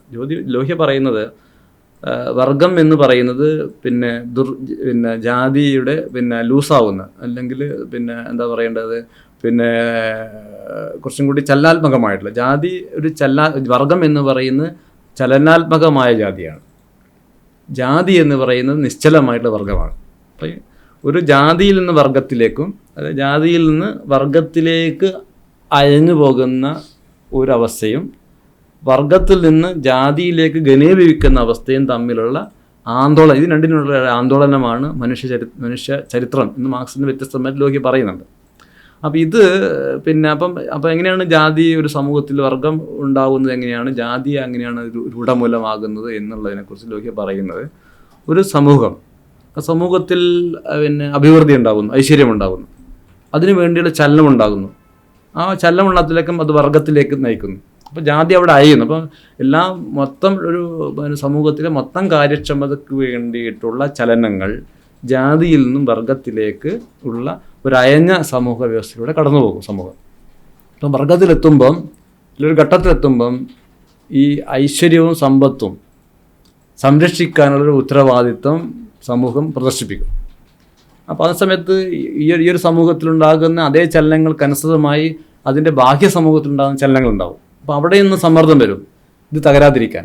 അപ്പോൾ സമ്മർദ്ദം വരുമ്പോൾ ആ സമ്മർദ്ദം തകർന്നു പോകുമോ എന്നുള്ളൊരു ഭയത്തിൽ നിന്നുകൊണ്ട് ഈ സമൂഹം, നമ്മളിപ്പോൾ പറഞ്ഞ സമൂഹം, ആ ഐശ്വര്യത്തെയും സമ്പത്തിനെയും അവർ നേടിയ അഭിവൃദ്ധിയൊക്കെ കുറേ കൂടി പ്രൊട്ടക്റ്റീവായിട്ട് വെക്കാൻ നോക്കും. അപ്പോൾ പ്രൊട്ടക്റ്റീവ് നിൽക്കുമ്പോൾ എന്ത് സംഭവിക്കും, ആ വർഗത്തിലേക്ക് ഇതുവരെ ചലിച്ചുകൊണ്ടിരുന്ന ആ ചലനം, ആ ഘട്ടത്തിൽ ചലനം ദുർബലപ്പെടാൻ തുടങ്ങും. അങ്ങനെ ചലനം ദുർബലപ്പെടുന്ന കാലക്രമേണ അത് വീണ്ടും ജാതിയിലേക്ക് ഘനീഭവിക്കും. ഇതാണ് ലോഹ്യയുടെ ജാതി ഉണ്ടാകുന്നതും ജാതിയും വർഗവും തമ്മിലുള്ള അതിൻ്റെ അയലും അതിൻ്റെ ഘനീഭവിക്കലും തമ്മിലുള്ള വിഷയത്തെക്കുറിച്ച് ലോഹ്യ സിദ്ധാന്തപരമായിട്ട് വ്യാഖ്യാനിക്കുന്നത്. അതിനർത്ഥം ലോഹ്യ മതബദ്ധമായിട്ടല്ല ജാതിയെ കണ്ടിട്ടുള്ളതെന്നാണ്. ലോഹ്യ പറയുന്നത് ഇന്ത്യയിൽ പോലെ ജാതി ഘനീഭവിച്ച ഒരു രാജ്യം ഉണ്ടായിട്ടില്ല. പക്ഷേ എല്ലാ സമൂഹങ്ങളും, ഇന്ത്യക്ക് പുറത്തുള്ള എല്ലാ സമൂഹങ്ങളും ജാതിയിലേക്ക്, അല്ല ജാതിയുടെ പല ഘടകങ്ങളെയും പിന്നെ ഉണ്ടായിട്ടുണ്ട്, ആ സമൂഹങ്ങളിലൊക്കെ ഉണ്ടായിട്ടുണ്ടെന്ന് പറയും. ഇപ്പം സോവിയറ്റ് യൂണിയനിലെ വിപ്ലവം എന്ന് പറയുന്നത് അത് ഒരു വർഗം, അവിടെ ന്യൂ ക്ലാസ് ഉണ്ടായിട്ടുള്ള ഇയാൾ മിലോവൻ ജിലാസ് അദ്ദേഹത്തിന് ന്യൂ ക്ലാസ് എന്ന് പറയുന്ന പുസ്തകത്തിൽ പറയുന്നുണ്ട്. ലോഹ്യ അതിനെ കൂടെ സൂക്ഷ്മമായിട്ട് പറയുന്നത് ഈ അമേരിക്കയിലെ ട്രേഡ് യൂണിയനുകൾ, അല്ലെങ്കിൽ സോവിയറ്റ് യൂണിയനിലെ വിപ്ലവത്തിന് ശേഷം ഉണ്ടായിട്ടുള്ള പദവികളിൽ നിശ്ചലമായിട്ടുള്ള പല പദവികൾ, പാർട്ടി മാനേജർമാർ, അങ്ങനെയുള്ള പദവികൾ, അതൊക്കെ ജാതിക്ക് സമാനമായിട്ടുള്ള അവസ്ഥയുണ്ടാക്കിയതാണ്. അപ്പം ഇത് ലോഹ്യയുടെ നിർദ്ധാരണം വെച്ച് മനസ്സിലാക്കുമ്പോൾ ഈ സോവിയറ്റ് യൂണിയനിലുള്ള വിപ്ലവം വർഗത്തിലേക്കുള്ള ഒരു, അല്ലെങ്കിൽ ഐശ്വര്യത്തിന് വേണ്ടിയുള്ള അഭിവൃദ്ധിക്ക് വേണ്ടി വിപ്ലവമായിരുന്നു, ഒരു ഇൻഡസ്ട്രിയലൈസേഷന് വേണ്ടിയുള്ള വിപ്ലവം എന്നാണ് മിലോവൻ ജിലാസ് പറഞ്ഞിട്ടുള്ളത്. ഒരു സോഷ്യലിസ്റ്റ് സമൂഹത്തിന് വേണ്ടിയിട്ടല്ല, സോവിയറ്റ് യൂണിയനെ വ്യവസായവൽക്കരിക്കുക എന്നുള്ളതായിരുന്നു സോവിയറ്റ് യൂണിയനിലെ ഒക്ടോബർ റവല്യൂഷൻ്റെ പ്രധാനപ്പെട്ട ദൗത്യം എന്ന് മിലോവൻ ജിലാസ് പറഞ്ഞത് ശരിയാണ്. കാരണം ആ ദൗത്യത്തിൽ റഷ്യ വ്യവസായവൽക്കരിക്കപ്പെട്ടു. അതിന് പല ഘടകം, അതിൻ്റെ മറ്റ് സാമ്പത്തിക വശങ്ങൾ നമ്മൾ പോകുന്നില്ല. റഷ്യ വ്യവസായവൽക്കരിക്കപ്പെട്ടു. റഷ്യ വ്യവസായവൽക്കരിക്കപ്പെട്ട് കഴിഞ്ഞാൽ പിന്നീട് ആ സമ്പത്ത് എങ്ങനെയാണ് ദൃഢമായി സംരക്ഷിച്ച് നിർത്തുക എന്നുള്ള, ആ സമൂഹത്തിനുള്ളിൽ നിലനിർത്തുക എന്നുള്ളതാണ് ആ ഒരു സമൂഹത്തിൻ്റെ ആലോചന. അതിൻ്റെ ഇടയിലാണ് ഈ ചെറിയ ചെറിയ ക്ലാസ്സുകൾ വരുന്നത്, ഈ മാനേജർ ക്ലാസ്, ആ രീതിയിൽ വിഭാഗങ്ങൾ, പലതരം വരുമാനത്തിൻ്റെ തട്ടിലുള്ള ചില വിഭാഗങ്ങൾ ഉയർന്നു വരുന്നത്. അത് പൂർണ്ണമായിട്ട് ജാതിയിലേക്ക്, ആ ജാതിയുടെ സ്വഭാവങ്ങളുള്ള ആ ജാതി വ്യവസ്ഥയിലേക്ക് ഘനീഭവിക്കാവുന്ന സാധനമായിട്ട്, അതിൽ വർഗരഹിത സമൂഹത്തിലേക്കുള്ളതല്ല തെറ്റിദ്ധരിക്കപ്പെടുകയാണ്. അത് ജാതി സൃഷ്ടിക്കാനുള്ള ചില ഉദ്യമമായിട്ടാണ് പിന്നീട് വിപ്ലവത്തിന് ശേഷമുള്ള വ്യവസായവൽകൃത സോവിയറ്റ് യൂണിയനെ ലോഹ്യ കണ്ടത്. അപ്പോൾ അതിൽ നിന്ന് വളരെ വ്യക്തമാണ് ലോഹ്യ കുറേ കൂടി അതിൻ്റെ സാമ്പത്തികമായ ഘടകത്തെ കൂടി, ജാതി ഉണ്ടാകുന്നതിലെ സാമ്പത്തികമായ ഘടകത്തെ കൂടി ഉൾക്കൊണ്ടുകൊണ്ടാണ്. അത് കേവലം ഒരു ഹിന്ദു മതത്തിനകത്തോ ബുദ്ധമതത്തിനോ, അത് ഇപ്പോൾ ബുദ്ധിസം ജാതിക്കെതിരായിട്ട് വന്നിട്ടുള്ളതാണ്. പക്ഷേ ബുദ്ധമതത്തിൽ ജാതിയുണ്ട്. ഇന്ത്യയിലേക്ക് കടന്നു വന്നിട്ടുള്ള എല്ലാ മതങ്ങളിലും ജാതിയുടെ ഘടകങ്ങൾ പ്രവർത്തിക്കുന്നുണ്ട്. അത് ഇസ്ലാം ഒരുപക്ഷെ ജാതിയെ ആദർശപരമായിട്ട് ആശയപരമായിട്ട് ഒരിക്കലും ന്യായീകരിക്കാത്തൊരു മതമാണ്. പക്ഷേ ഇന്ത്യയിൽ പല തട്ടുകളിലായിട്ട് മുസ്ലിങ്ങൾ പല ജാതി വിഭാഗങ്ങൾ കിടക്കുന്നുണ്ട്. അവരും അതിൻ്റെ സാമൂഹികരുടെ അതിൻ്റെ ഔന്നത്യത്തെയൊക്കെ അഹങ്കരിക്കുന്നവരും അതിൻ്റെ ഔന്നത്യത്തിന് പീഡനം അനുഭവിക്കുന്ന വിഭാഗങ്ങളും മുസ്ലിം സമുദായ സമൂഹത്തിലുണ്ട്. അപ്പോൾ മതവുമായിട്ട് ജാതിക്ക് ബന്ധമില്ല എന്നുള്ള ലോഹ്യയുടെ നിരീക്ഷണമാണ് കൂടുതൽ ശരി എന്നുള്ളതാണ് എൻ്റെ പക്ഷം. അതുകൊണ്ട് തന്നെ അവനെ തകർക്കാനുള്ള ടൂളുകൾ ഒരുപക്ഷെ ലോഹ്യ പറഞ്ഞതുപോലെ ഈ രണ്ട് ടൂളുകളും, ജാതിക്കെതിരായിട്ടുള്ള മുന്നേറ്റങ്ങളും അതേപോലെ സാമ്പത്തിക തട്ടത്തിലുണ്ടാകുന്ന മുന്നേറ്റങ്ങളും കൂടുതൽ ആ ടൂൾ ഒരുമിച്ച് പ്രവർത്തിപ്പിക്കണം എന്നുള്ള ലോഹ്യയുടെ ആണ് കൂടുതൽ ശരിയായ നിരീക്ഷണം എന്നാണ് എൻ്റെ അഭിപ്രായം. എന്നാൽ അംബേദ്കറുടെ പ്രാധാന്യം എന്ന് പറയുന്നത് ഇപ്പം ലോഹ്യ ജാതി രണ്ടുപേരുടെയും, ഞാൻ നേരത്തെ പറഞ്ഞു, രണ്ടുപേരുടെയും ഒരു പാലം എന്നുള്ള രീതിയിൽ നമ്മുടെ നാഗരാജനെ പോലുള്ള DR നാഗരാജനെ പോലുള്ള കന്നഡയിലെ ദളിത് അംബേദ്കറിസ്റ്റ് ലോഹ്യ ആയിട്ടുള്ള ചിന്തകൻ പറയുന്നുണ്ട്. ഒരൊറ്റ കാര്യം കൂടി പറഞ്ഞു നിർത്താം. ലോഹ്യ രണ്ട് ഗാന്ധിജി മേൽജാതിക്കാരുടെ മാനസികമായ ഘടനയിലുണ്ടാകുന്ന മാറ്റത്തെക്കുറിച്ചും പറഞ്ഞു. പ്രധാനപ്പെട്ട കാര്യമാണ് ജാതി വ്യവസ്ഥ ഇല്ലാതാക്കുന്നതിന്. അംബേദ്കർ ദളിത് വിഭാഗങ്ങളുടെ ഒരു ഇമാനിസിപ്പേഷൻ ഉണ്ടാകുന്ന ഒരു വിപ്ലവത്തെക്കുറിച്ചും പറഞ്ഞു. രണ്ടും പരസ്പര പൂരകമായിട്ട് പ്രവർത്തിക്കേണ്ടതാണെന്ന് ഞാൻ പറഞ്ഞു. അതിൽ ലോഹ്യ പറയുന്നത്, ഒരു ഉദാഹരണത്തിൽ ലോഹ്യ പറയുന്നത്, മേൽജാതിക്കാരോട് നിങ്ങൾ അത് ദളിതരുടെ പിന്നോക്ക ജനവിഭാഗങ്ങൾ എന്ന് പറയുന്ന ആ വിഭാഗങ്ങൾ അതൊരു വിത്താണ്. ആ വിത്ത് മുളയ്ക്കാനുള്ള നിലങ്ങളായിട്ട് നിങ്ങൾ വർത്തിക്കുക എന്ന് പറയുന്നു. അപ്പോൾ അതായത് ആ വിത്ത് മുളച്ചു വരാനുള്ള പശ്ചാത്തലമായിട്ട് നിങ്ങൾ വളർത്തിക്കുക. അങ്ങനെ ആ വിത്ത് അങ്ങനെയുള്ള ഒരു ഉത്തരവാദിത്വം നിങ്ങൾ നിറവേറ്റേണ്ടതുണ്ടെന്ന് പറയുമ്പോൾ അവരുടെ മാനസിക ഘടനയിൽ മാറ്റം ഉണ്ടാകണമെന്നാണ് ലോഹ്യ പറയുന്നത്. അംബേദ്കർ സമയം ഇതിന് വേണ്ട സാഹചര്യങ്ങൾ, അംബേദ്കർ ഈ ദളിതർക്ക് വേണ്ട സാഹചര്യങ്ങൾ നിങ്ങൾ ഒരുക്കി കൊടുക്കണം എന്ന് പറയുമ്പോൾ രണ്ടുപേരും ഒരുമിച്ച് ചെയ്യേണ്ടത്. ഇപ്പം ജാതി ഇല്ലാതാകുന്നത് ദളിതൻ്റെ മാത്രം ആവശ്യമല്ല, യഥാർത്ഥത്തിൽ മേൽജാതിക്കാരുടെ ആവശ്യമാണ്. കാരണം ലോഹ്യ അതിന് കൃത്യമായിട്ട് പറയുന്നുണ്ട് എങ്ങനെയാണ് ജാതി വ്യവസ്ഥ ചലിക്കുന്നതെന്ന് വെച്ചാൽ, ജാതി വ്യവസ്ഥ ആദ്യം മുന്നോക്ക ജാതി വിഭാഗങ്ങൾ തന്നെയും അതിൻ്റെ ചലനത്തിൽ മുന്നോക്ക ജാതി വിഭാഗങ്ങളിലെ ദുർബല വിഭാഗങ്ങൾ പുറന്തള്ളപ്പെടുന്നുണ്ട്. അതാണ് നമുക്ക് പെരിഫറലായ ജാതികൾ. ഇപ്പോൾ നായർ വിഭാഗങ്ങളിൽ പെരിഫറൽ നിൽക്കുന്ന ജാതികൾ, അതൊരു ഏറെക്കുറെ ഈഴവരുമായിട്ട് ആ പെരിഫറലിൽ നിൽക്കുന്ന ആളുകളാണ്. ഈഴവരുമായിട്ട് കൂടുതൽ ബന്ധം ഉണ്ടാവും. അവർക്ക് എന്നാൽ ഉച്ചസ്ഥാനത്തിലുള്ള നായർ വിഭാഗത്തിലെ ഏറ്റവും ഉച്ചയിൽ നിൽക്കുന്നവരായിട്ട് യാതൊരു ബന്ധം ഉണ്ടാവില്ല. അപ്പോൾ അതിൻ്റെ പെരിഫറലിലേക്ക് ഇങ്ങനെ തള്ളിക്കൊണ്ട് ബ്രാഹ്മണർക്കായിട്ട് അറിയാം ഏത് ബ്രാഹ്മണനാണ്. ഇപ്പം പല ബ്രാഹ്മണന്മാർ കുറേ കൂടി അങ്ങനെ പെരിഫറിലേക്ക് തള്ളിപ്പോകും. അത് എല്ലാത്തിലുണ്ട്. ഇപ്പോൾ വൈശ്യരിലുണ്ട്, എല്ലാ വിഭാഗങ്ങളിലും അങ്ങനെ പറഞ്ഞ വിഭാഗങ്ങളിലൊക്കെ ഇതിൻ്റെ ജാതിയുടെ ഒരു ചലനക്രമത്തിൽ അതിൻ്റെ പെരിഫറിയിലേക്ക് തള്ളിപ്പോകുന്ന അത്രയും ശക്തരല്ലാത്ത അധികാര പദവി കൊണ്ടും സാമ്പത്തിക പദവി കൊണ്ടും ശക്തരുള്ള ജാതികളുണ്ട്. അപ്പം അവരുടെയും കൂടി പ്രശ്നമാണിത്. അപ്പോൾ അത് ഈഴവൻ്റെ പ്രശ്നം എന്ന പോലെ നായർ വിഭാഗത്തിൻ്റെ അരികിൽ നിൽക്കുന്നവൻ്റെ നായർ വിഭാഗത്തിൻ്റെയും കൂടി പ്രശ്നം. അവൻ പിന്നെ ഈഴവരിലേക്ക് നോക്കണം, അല്ലാതെ അവൻ്റെ ആ ശ്രേണിയിലുള്ള ഉന്നത നായർ വിഭാഗത്തിലേക്കല്ല നോക്കേണ്ടത്. അങ്ങനെയാണ് ലോഹ്യ പറയുന്നത്. അങ്ങനെ താഴോട്ട് നമ്മൾ നോക്കണം എന്നാണ് ലോഹ്യ പറയുന്നത്. അപ്പോൾ അങ്ങനെയുള്ള അതുകൊണ്ട് തന്നെ ജാതി വ്യവസ്ഥ ഈ പെരിഫറിയിൽ നിൽക്കുന്ന ആളുകളുടെ മേൽജാതിക്കാരുടെ കൂടി ആവശ്യമാണ് ജാതി വ്യവസ്ഥ കരയേണ്ടത്. അത് മാത്രമല്ല, മൊത്തം രാഷ്ട്രത്തിൻ്റെ ഒരു കാര്യക്ഷമതയായിട്ട് ബന്ധപ്പെടാൻ ലോഹ്യ ജാതി വ്യവസ്ഥയെ കാണുന്നത്. ഒരു രാഷ്ട്രം സമൂഹം എന്നുള്ളത് അതിൻ്റെ മൊത്തം കാര്യക്ഷമത ഉണ്ടായിക്കഴിഞ്ഞാൽ മൊത്തം സമൂഹചലനം ഉണ്ടാവും. ജാതി വ്യവസ്ഥ എന്ന് പറയുന്നത് ഒരു ഏകപക്ഷീയമായിട്ടുള്ള ഒരൊറ്റ ദിശയിലുള്ള ഏതാനും ആളുകളുടെ ഒരു കാര്യക്ഷമത വർദ്ധിപ്പിക്കുന്നതിനെ കുറിച്ച് മാത്രമാണ് പറയുന്നത്. ഒരു സമഗ്രമായ കാര്യക്ഷമതയെക്കുറിച്ചുള്ള സങ്കല്പം ജാതി വ്യവസ്ഥയിൽ തടയപ്പെടുന്നുണ്ട്. അപ്പോൾ സമഗ്രമായ കാര്യക്ഷമത ഉണ്ടാകണമെങ്കിൽ, മേൽജാതിക്കാരുടെയിലും അവരുടെ കാര്യക്ഷമത വളരണമെങ്കിൽ, ഈ പിന്നോക്ക ജാതി വിഭാഗങ്ങൾ ദളിത് വിഭാഗങ്ങൾ തമ്മിലുള്ള ഒരു സോഷ്യൽ കൾച്ചറൽ ഇൻറ്റിഗ്രേഷൻ ആവശ്യമാണ്. അപ്പോൾ അത് സ്വാഭാവികമായിട്ടും മേൽജാതിക്കാരുടെയുള്ള ഒരു കാര്യക്ഷമതയും കൂടി വർദ്ധിപ്പിക്കുന്നുണ്ട്. അതിന് ഒരുപാട് ഉദാഹരണങ്ങൾ അമേരിക്കയിലെ ഈ അഫർമേറ്റീവ് ആക്ഷൻ്റെ ഒക്കെ കാര്യത്തിൽ നമുക്കത് ശാസ്ത്രീയമായിട്ട് ആ കാര്യക്ഷമതയ്ക്കുള്ള കാര്യങ്ങൾ തെളിഞ്ഞിട്ടുള്ളതാണ്. അപ്പം ജാതി വ്യവസ്ഥയുടെ കാര്യത്തിൽ ലോഹ്യ ആ രീതിയിൽ കാര്യക്ഷമതയുടെ കൂടി പ്രായത്തിൻ്റെ അംബേദ്കർ പ്രായത്തിലും പങ്കാളിത്തത്തിലും വന്നുമ്പോൾ ലോഹ്യ കാര്യക്ഷമതയിലും ഈ കഴിവിനെ മുരടിപ്പിക്കപ്പെട്ട സാമൂഹിക വ്യവസ്ഥയെ എന്നുള്ള രീതിയിലും ജാതിയിൽ ഊന്നൽ കൊടുക്കുന്നുണ്ട്. അതിന് രാഷ്ട്രീയപരമായിട്ട് പരിഹരിക്കാനാണ് ലോഹ്യ ശ്രമിച്ചിട്ടുള്ളത്. റിസർവേഷൻ എന്നത് ഇന്ത്യൻ രാഷ്ട്രീയത്തെ സംബന്ധിച്ചിടത്തോളം ഒരു വലിയൊരു മേഖലയാണ്. ഇനിയും ഒരുപാട് ചർച്ചകൾ ഉയർന്നു വരേണ്ട ഒരു മേഖലയാണ്. ഇനിയും വരും ദിവസങ്ങളിലെല്ലാം നമുക്ക് മാർക്സിൻ്റെ കാഴ്ചപ്പാടും അംബേദ്കറിൻ്റെ കാഴ്ചപ്പാടുമൊക്കെ കുറച്ചുകൂടി വ്യാപ്തിയിൽ ചർച്ച ചെയ്യാനുള്ള അവസരം ഉണ്ടാകട്ടെ എന്ന് ഒരിക്കൽ കൂടി പറയുകയാണ്. തീർച്ചയായും അതിനുള്ള ഒരുപാട് സ്കോപ്പ് നമ്മുടെ ചർച്ചകൾക്കുണ്ട് എന്ന് തന്നെയാണ് എൻ്റെ വിശ്വാസം. നന്ദി. വളരെ നന്ദി, സന്തോഷം.